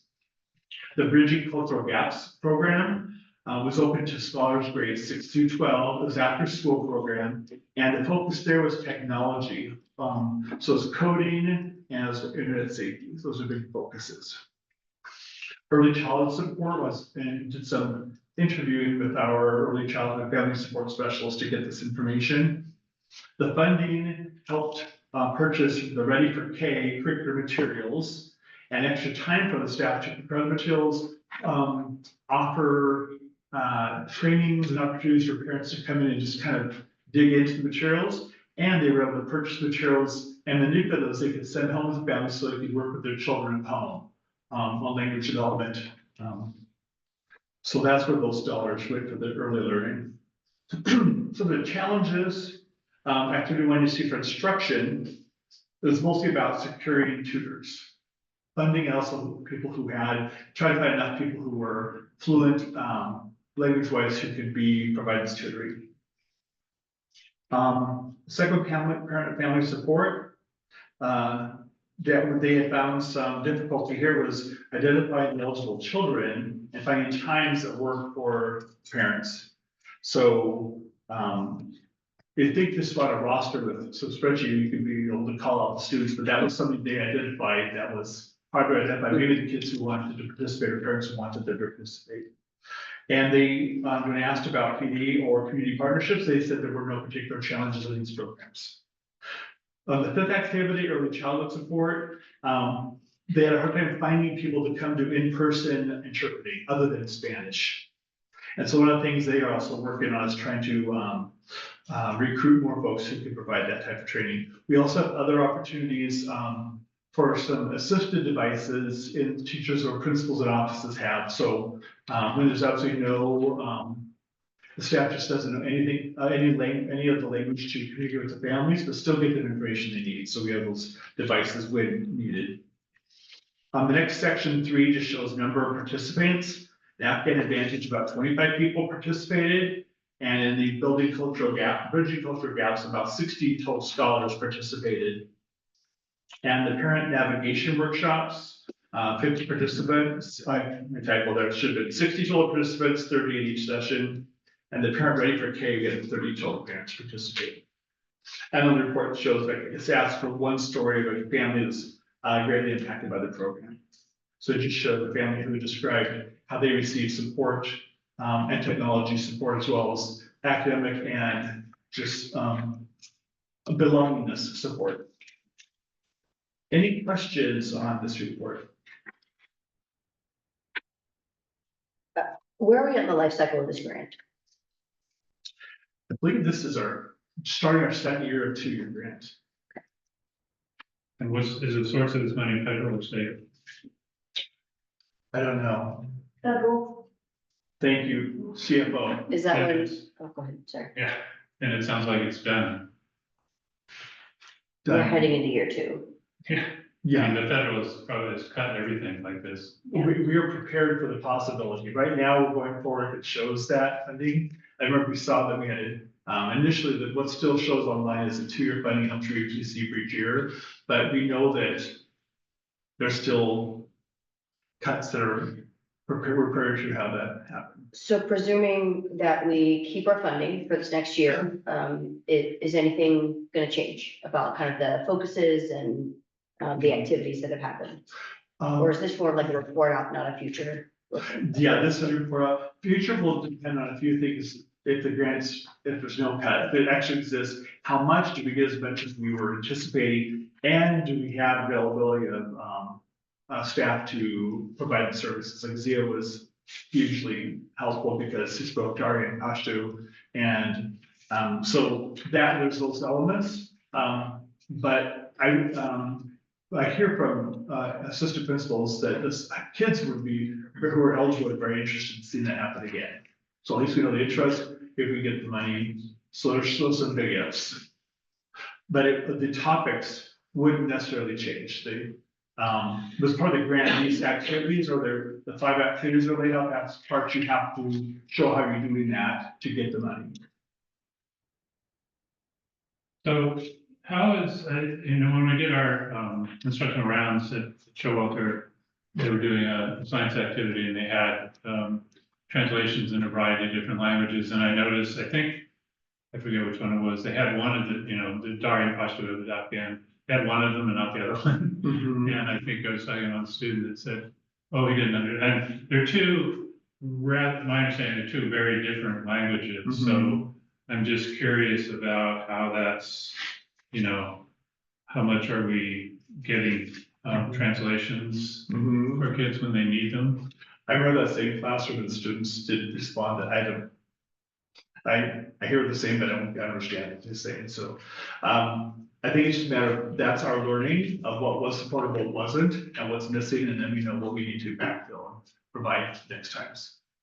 Because Dari is, one of our top 5, for example, languages, and so. Right. Any further questions on that? Okay, my next one this is a very quick one. This is a response to questions from our previous board meeting asking for a little more information about our advanced placement courses offered at the high school. I spoke with both assistant principals of the high school, and they informed me that the only AP course we currently offer is the one called Human Geography. And there's a list of maybe 20 that are eligible to be offered. So I was wondering if we could start adding more. And Ms. Rokanaki said that which they had experienced so far is there's a combination of not much students demonstrating interest in some of them, and also not having teachers who have the credential. Like there's one that's Italian language and culture, German language and culture. So finding our staff who actually have that certification or expertise. So those are the reasons why we currently still just have the one. But we are looking at how we can at least find a couple more, maybe rally up some more interested students. It's possible they just don't know what would be great about what they're learning. By the title, it might not tell them the value of the class. So it might just be more awareness. We might find more students interested. And we might also look at whether credentials of the teachers to see who else might be certified and interested in teaching that. Well, we used to have a lot of AP courses, and my understanding is they're consciously shifting to college and high school. Right. So we're moving away from AP, and so that will probably, no, stop happening. College and then high school, Yeah. and then they have honors for all in terms of ELA. Yeah, So they've done some major shifts in that work, so so students, they're still getting Yeah. honors, they're still Yeah, getting yeah, advanced right, learning, yeah. it's just not the traditional AP courses. right, so that's, and I guess, I don't know, Brianna, you say you're a junior now, so you're maybe, are you taking any kind of college in high school or anything like that? Well, I took our only AP class last year. Last and year, I okay. took college and high school psychology last year as well. Okay, But I'm doing most of my classes at Highline now. okay, you're doing Running Start, Alright. okay, yeah, that's the other approach to it. Yeah. Do you have any sense, I know at one point we heard from some students that they were concerned that there wasn't as many AP offerings, but I think when I think it was, this transition to college and high school hadn't been totally communicated to everybody. I Yeah, think so okay. too. Okay, Because when we had like the Portrait Ever graduate meeting. Yeah, A lot of people said that they did want more APs, but right, I also don't think they knew about the college. and yeah, high school. that was, yeah, exactly, okay. Yeah, the interest. Well, and the big difference too is AP, you have to take the test to get the credit. Yeah, And college and the high school, you need to pass the class to get the credit. So there's different, it's a different, so yeah. and I think there's lots of advantages to college and high school. Yeah. So I think that's, I mean, I think it's a good move, but it's just got, everybody has to understand Right. what's going on. And I think people glad to know this about us one. This is supported by outdoor education, and primarily the focus here is Islandwood for our fifth graders. The good news is, the bad news was that we lost some funding from the state to support this. The good news is we received a scholarship that covered 2 of our schools, and it was based on I guess a matrix of need, and especially percent of free reduced lunch. So Thorndike and Cascade View were eligible, didn't meet that criterion. However, as Dr. Pedrosa worked her magic, working with the director of Islandwood, found a way to, so they will give the scholarship so all of our students, all our kids. They're doing fundraising for us. Yes, Mhm. that was pretty wonderful. Well, the cautionary tale about that is that's one time. Yes. Yes. We're having the same issue. Right, but Yeah, it- Which is why I want to, for example, count on the legislators that you took this away. Bring back. Yeah, keep going on that. That'd be nice to have, yeah. Consistent funding would be Yes. great. And also, Dr. Pedrosa was able to get us better dates. Last time, Yes. it's such a popular camp, we got middle of January. They were good sports, but literally they. They're going in this many spring Olympics. and June. Yeah, and one of the days, June 4th, 1 through 4th, Oh, nice. they were able to take 2 of our schools. So they couldn't have quite enough space to fit all 3 schools on the same date, so. I will say I was over there in January and the nice thing about that, they have a lot of indoor facilities as opposed to some of our past ones, so Right. it's not quite as bad. Right, yeah. But I think we still got a lot of good students, great experiences, and at the bottom of this report just shows some of the programs that they have. Mhm. And it's a good lead into our high school garden program as well. And your students are hopefully participating also. As I understand it, the June session, we won't get many seniors because I think that's their last. Yeah, that's the downside, but we'll still be seeing what we can get for students to participate in that. And it's still the gear library, which I also feel is just super valuable, is they have inclement weather, different gear that students can just, everything, check out like a lending library. So they don't have to have all the expensive gear to be able to come and enjoy, fully participate. That just makes me wonder a little bit, like I know it was last year, right, Joe, where you really worked with the students to kind of make some outdoor camp like thing happen. Since particularly like these dates won't work, like I wonder like what it would be like in the future to have this, obviously. But then something else, right, where we really have some engagement between our high schoolers and our elementary scholars. I just think that could be something really cool to think about sustaining Yeah. long term, even if it's not to replace camp. That's good for our elementary students to Yeah. start visioning themselves as high schoolers and preparing for graduation too. But that happened last year. I mean, when I was with the high school kids and where they were doing some of the activities for the elementary kids, so. That's what I'm saying. Oh, at Islandwood? Yeah. Okay. Yeah. But they can't do it this year because, Oh, or this coming year because of the all the time. right? So, if the time stays here, which is ideally what we Oh, I want, see. right? So there's warm weather, but Yeah, we still find a way for Yeah, that to happen. right. Cool. Thank you. Thank you. Yeah, that was a lot to report on. Thank you so much. Yeah, we didn't talk about it for a week.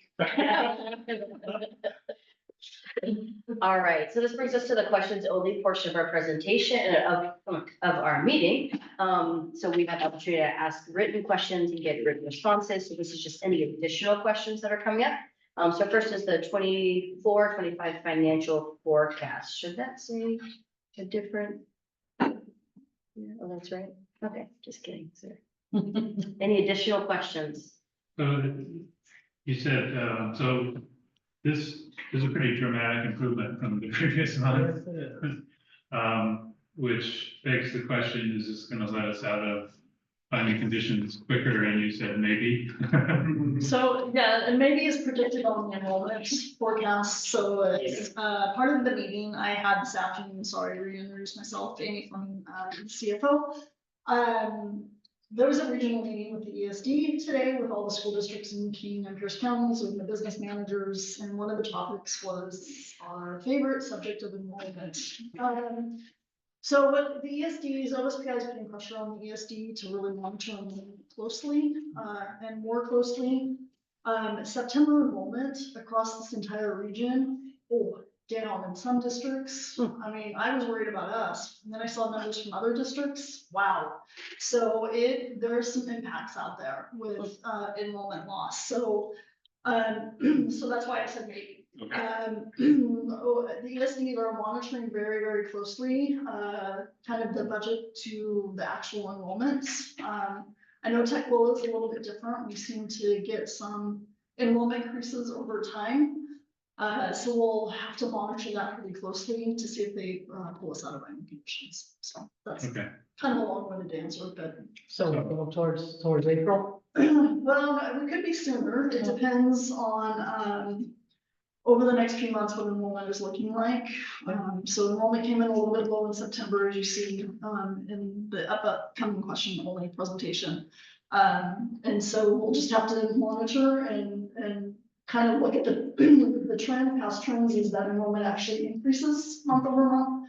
And so we'll just have to watch for that as well. So I'm just, your notes didn't really, so last year, or last month, it's estimated in England was 1.4 to 2, and this month it's 3 to 3.9. That's a lot of money. Yeah, so what I Where did did it was all I come from?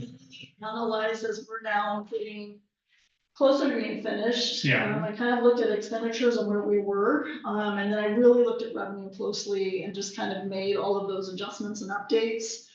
So I was being conservative on both the revenue, and I was being really high on the expenditures. And so kind of both of those are working out really well for us. And so this is a much more accurate number.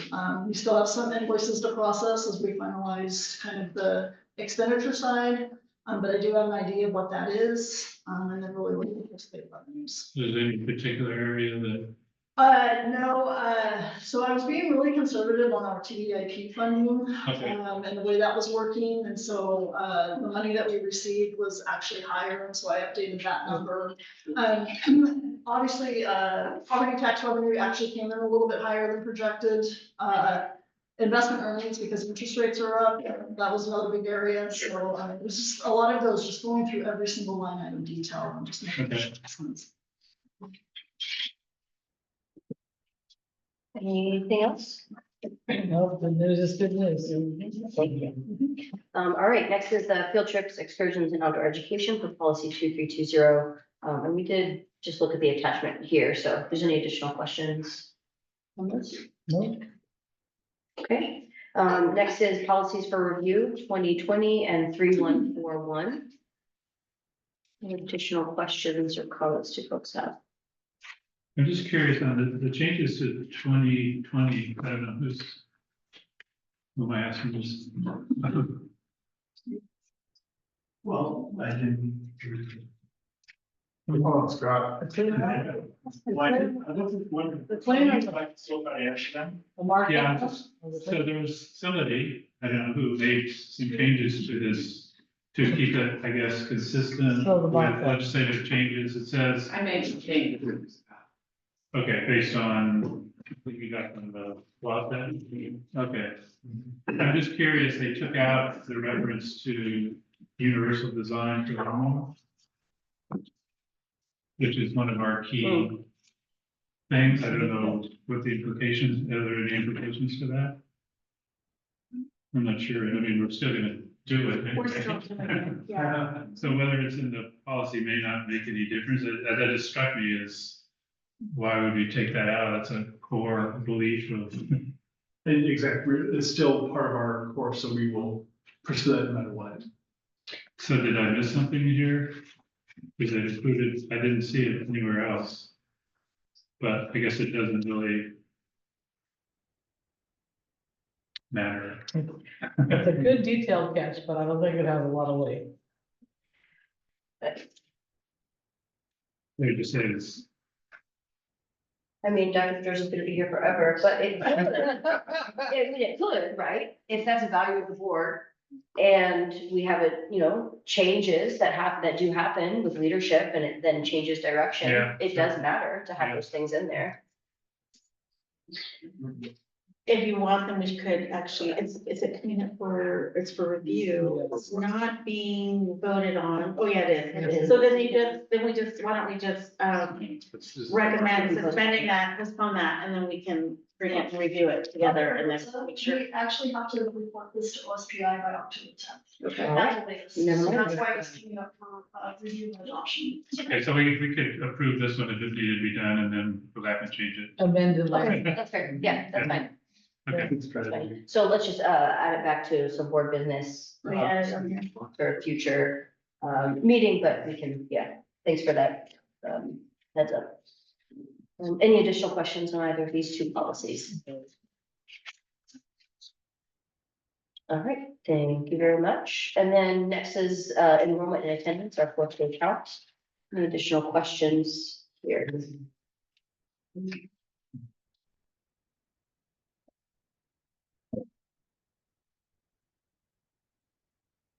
Here. Okay. All right. Well, then that brings us to our action items portion of the agenda. So we'll start with approval of the human resources staffing report. so Second, Any questions or comments? All in favor? I, aye. Aye. Next is approval of policy number 6550 with the external performance auditing. so moved. Let's see some other things come up. Second, someone just needs to do it. Okay, any questions or comments? This, of course, is a policy we've looked at a few times. Okay, all in favor? I, Aye. Next is approval of the contract with Highland. So moved. second. Any questions or comments? Yeah, I just want to say, so this is a significant move consistent with our direction on various environmental issues. So we did the recycling thing and we're in the process of doing the solar panels and now this is for getting the EV buses. So I'd say we're doing pretty well on a lot of environmental Yeah. fronts on this one. I guess you kind of answer, one of the things that I've heard about EVs that they can be problematic in the winter when it gets really cold.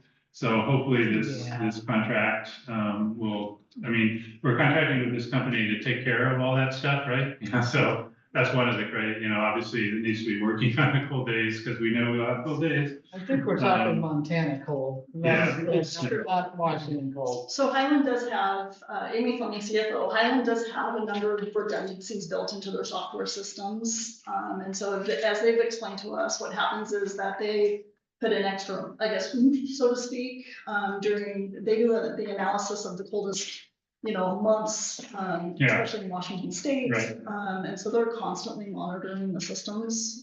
Because these buses are gonna be outside, right? Correct, Yeah. yes. So, Yeah. okay, good. So they got it covered, just to make sure. And then we do have it covered for the longer, we're still gonna have some propane and diesel buses Yes. for handling for Correct. longer field trips and all that kind of stuff. Correct. Okay, sounds good. Okay, all in favor? Aye. Aye.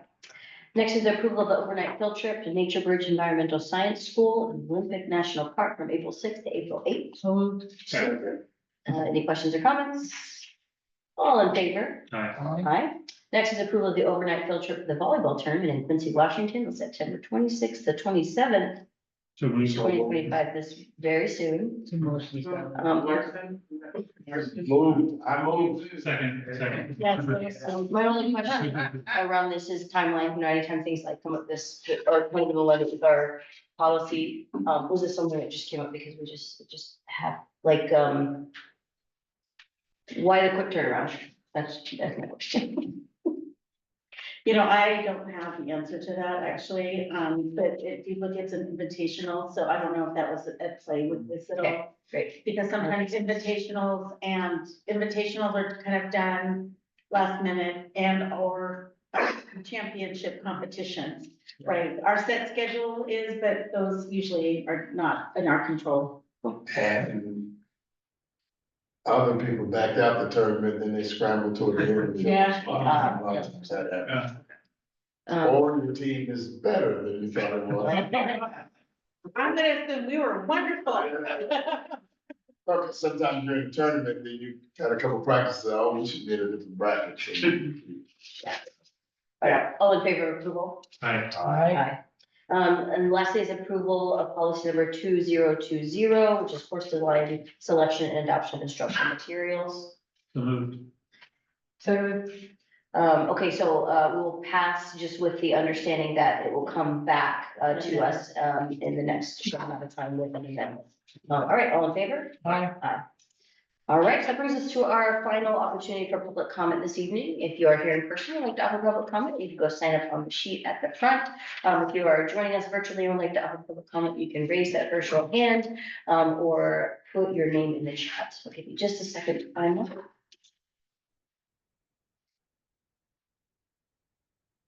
Like to give a public comment. Yeah, come on over and, sign. This is gonna be okay. Yeah. Okay.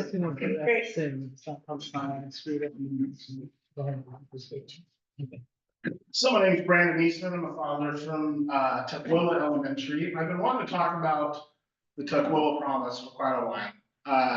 Been trying to kind of figure out what to say about it, but I just think it's such a really cool thing that's happened here. And I think to me, like, besides all the benefits for the kids that get to take advantage of that, to me, there's like more that ties into some of the conversations today. Like, to me, there's like, it kind of proves that this is a very healthy system at play here in Tukwila. I think from getting the Tukwila Promise to come into existence, you have sort of the leaders from the city, from here, from Highline, all these different people coming to get it.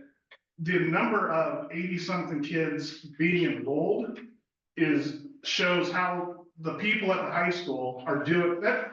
It's been a long time since I've been a teenager, but I don't think that happens on accident. You know, I think that's obvious to me that these people are really pushing this thing and making sure that these kids stay on top of it.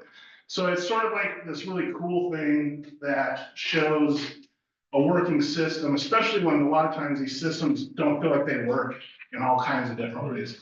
And that kind of goes to the levy conversation about grumbling about taxes and stuff. I think a lot of times the grumbling is more a result of those systems not serving people. And so having that story be told of what is happening here, and the Tukwila Promise is just one really visible way of sort of talking about it, but I know because I've been in the school some, there's a million different ways that healthy system is sort of exhibited throughout. And I think, like, I've been on the parent advisory committee, we've talked about celebrations and stuff.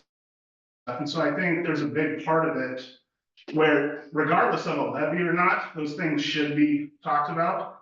However, with levy, whether you'll decide to do it sooner rather than later, that's not up to me, but that still should be something that I think the district should focus on more. And we as community members should focus on a lot more. I think it's less on you all than it is on us. And there's a lot of people at barbecue coolers that haven't given an earful with me about the Tukwila Promise. I think it's just like the coolest thing, like it's like the best news. And so also when you talk about the Tukwila Promise with that number of students, the number of students going into Running Start, the number of students that Dr. Larson or Director Larson's talked about with the scholarship levels, there's whatever those numbers add up to, the kids leaving Tukwila School District have this huge advantage. And when you see the graduation rates compared to the state, those things should be highlighted so much more. And I think it's also important because there's so many times where people in the community that are voting on a levy, a lot of their decision-making about whether or not this system is healthy and working is based off of, a Zillow school rating, and it's garbage. And I think that there's so many times where that part of it just isn't getting told, so I just kind of wanted to say that. Thank you. brother. Thank you. Appreciate it. All right, I also see a hand raised online, so we'll hand it over to Courtney Martinez. Hello, can you hear me okay? Yes. Awesome. I just wanted to comment that I'm really excited that fifth graders are gonna get to go to camp again. I think it's such a huge opportunity for kids to get outdoors and learn. One of the things that I thought I heard, and maybe I misheard, that one of the schools, the dates that they're going is towards the mid-March. I don't know, but just want to put this on your guys' radar. Ramadan runs until March 21st in 2026. And so I'm just thinking of those kids that now may not be able to go because of the differing schedule. So maybe I'm wrong and I misheard the dates, but just wanted to put it on everyone's radar. If I didn't hear incorrectly, that maybe there's some wiggle room early that those dates could be changed in order to maximize the amount of student participation for fifth grade camp. That was all. Thank you so much. Thank you, Ms. Martinez, for naming that, bringing that in. The dates, yeah, it's March 16th through 19th, so we're gonna have to look at that. Yeah, we'll, Dr. Drozo will connect back with them and see if there's something that we can adjust. Thank you so much. All right, seeing no other individuals wanting to give public comment. Before we adjourn, just wanted to kick it back really quickly to Jeffrey. I'm having that late, I do this at city council too, remembered a couple of our bullets. When I went to the football game, I just happened to be invited to sit down this next day. And we, of course, talked business and, I don't know how thorough his email is, you read it out. But there were two things he talked about. One, everything you covered, but, the phone policy, he was concerned that he felt that there was a performance standard for the instructors, that if somebody came through the classroom, they're like counting how many phones are out as a performance standard. At least that's a belief of his and possibly others he's talking to. He finds that visual sweep possibly almost like bounty hunting. That's my words, not his, but you get the idea, right? That why is that the standard and why would teachers be held to that kind of a standard? Don't know if it exists or true, but I didn't hear it called out earlier and I just want to do that. The other thing he mentioned, which was really disturbing me because we worry about drama and band, I believe he said band, but for, I believe the seniors, anybody who wanted to be, I think it was band, it could have been drama, who wanted to be in whatever period band was in, it collides with the requirement to be in calculus at the exact same time. And that's just, I don't know how you make that up now, but something that people ought to take a look at if we're hurting ours. I hold sciences to a very high level, but I also think if you're in band, some of the best people in math have had music backgrounds. So just kind of putting that out there, a little observation that I thought was important that the students figured out later, and I don't know how that shows up. Notice that up front, but it's a collision of interests for the people who are in the music program. Thanks so much. All right, so if I get a motion to adjourn. So moved. Second. All in favor? Aye. Aaron. I will be. That's a sign. Days is long.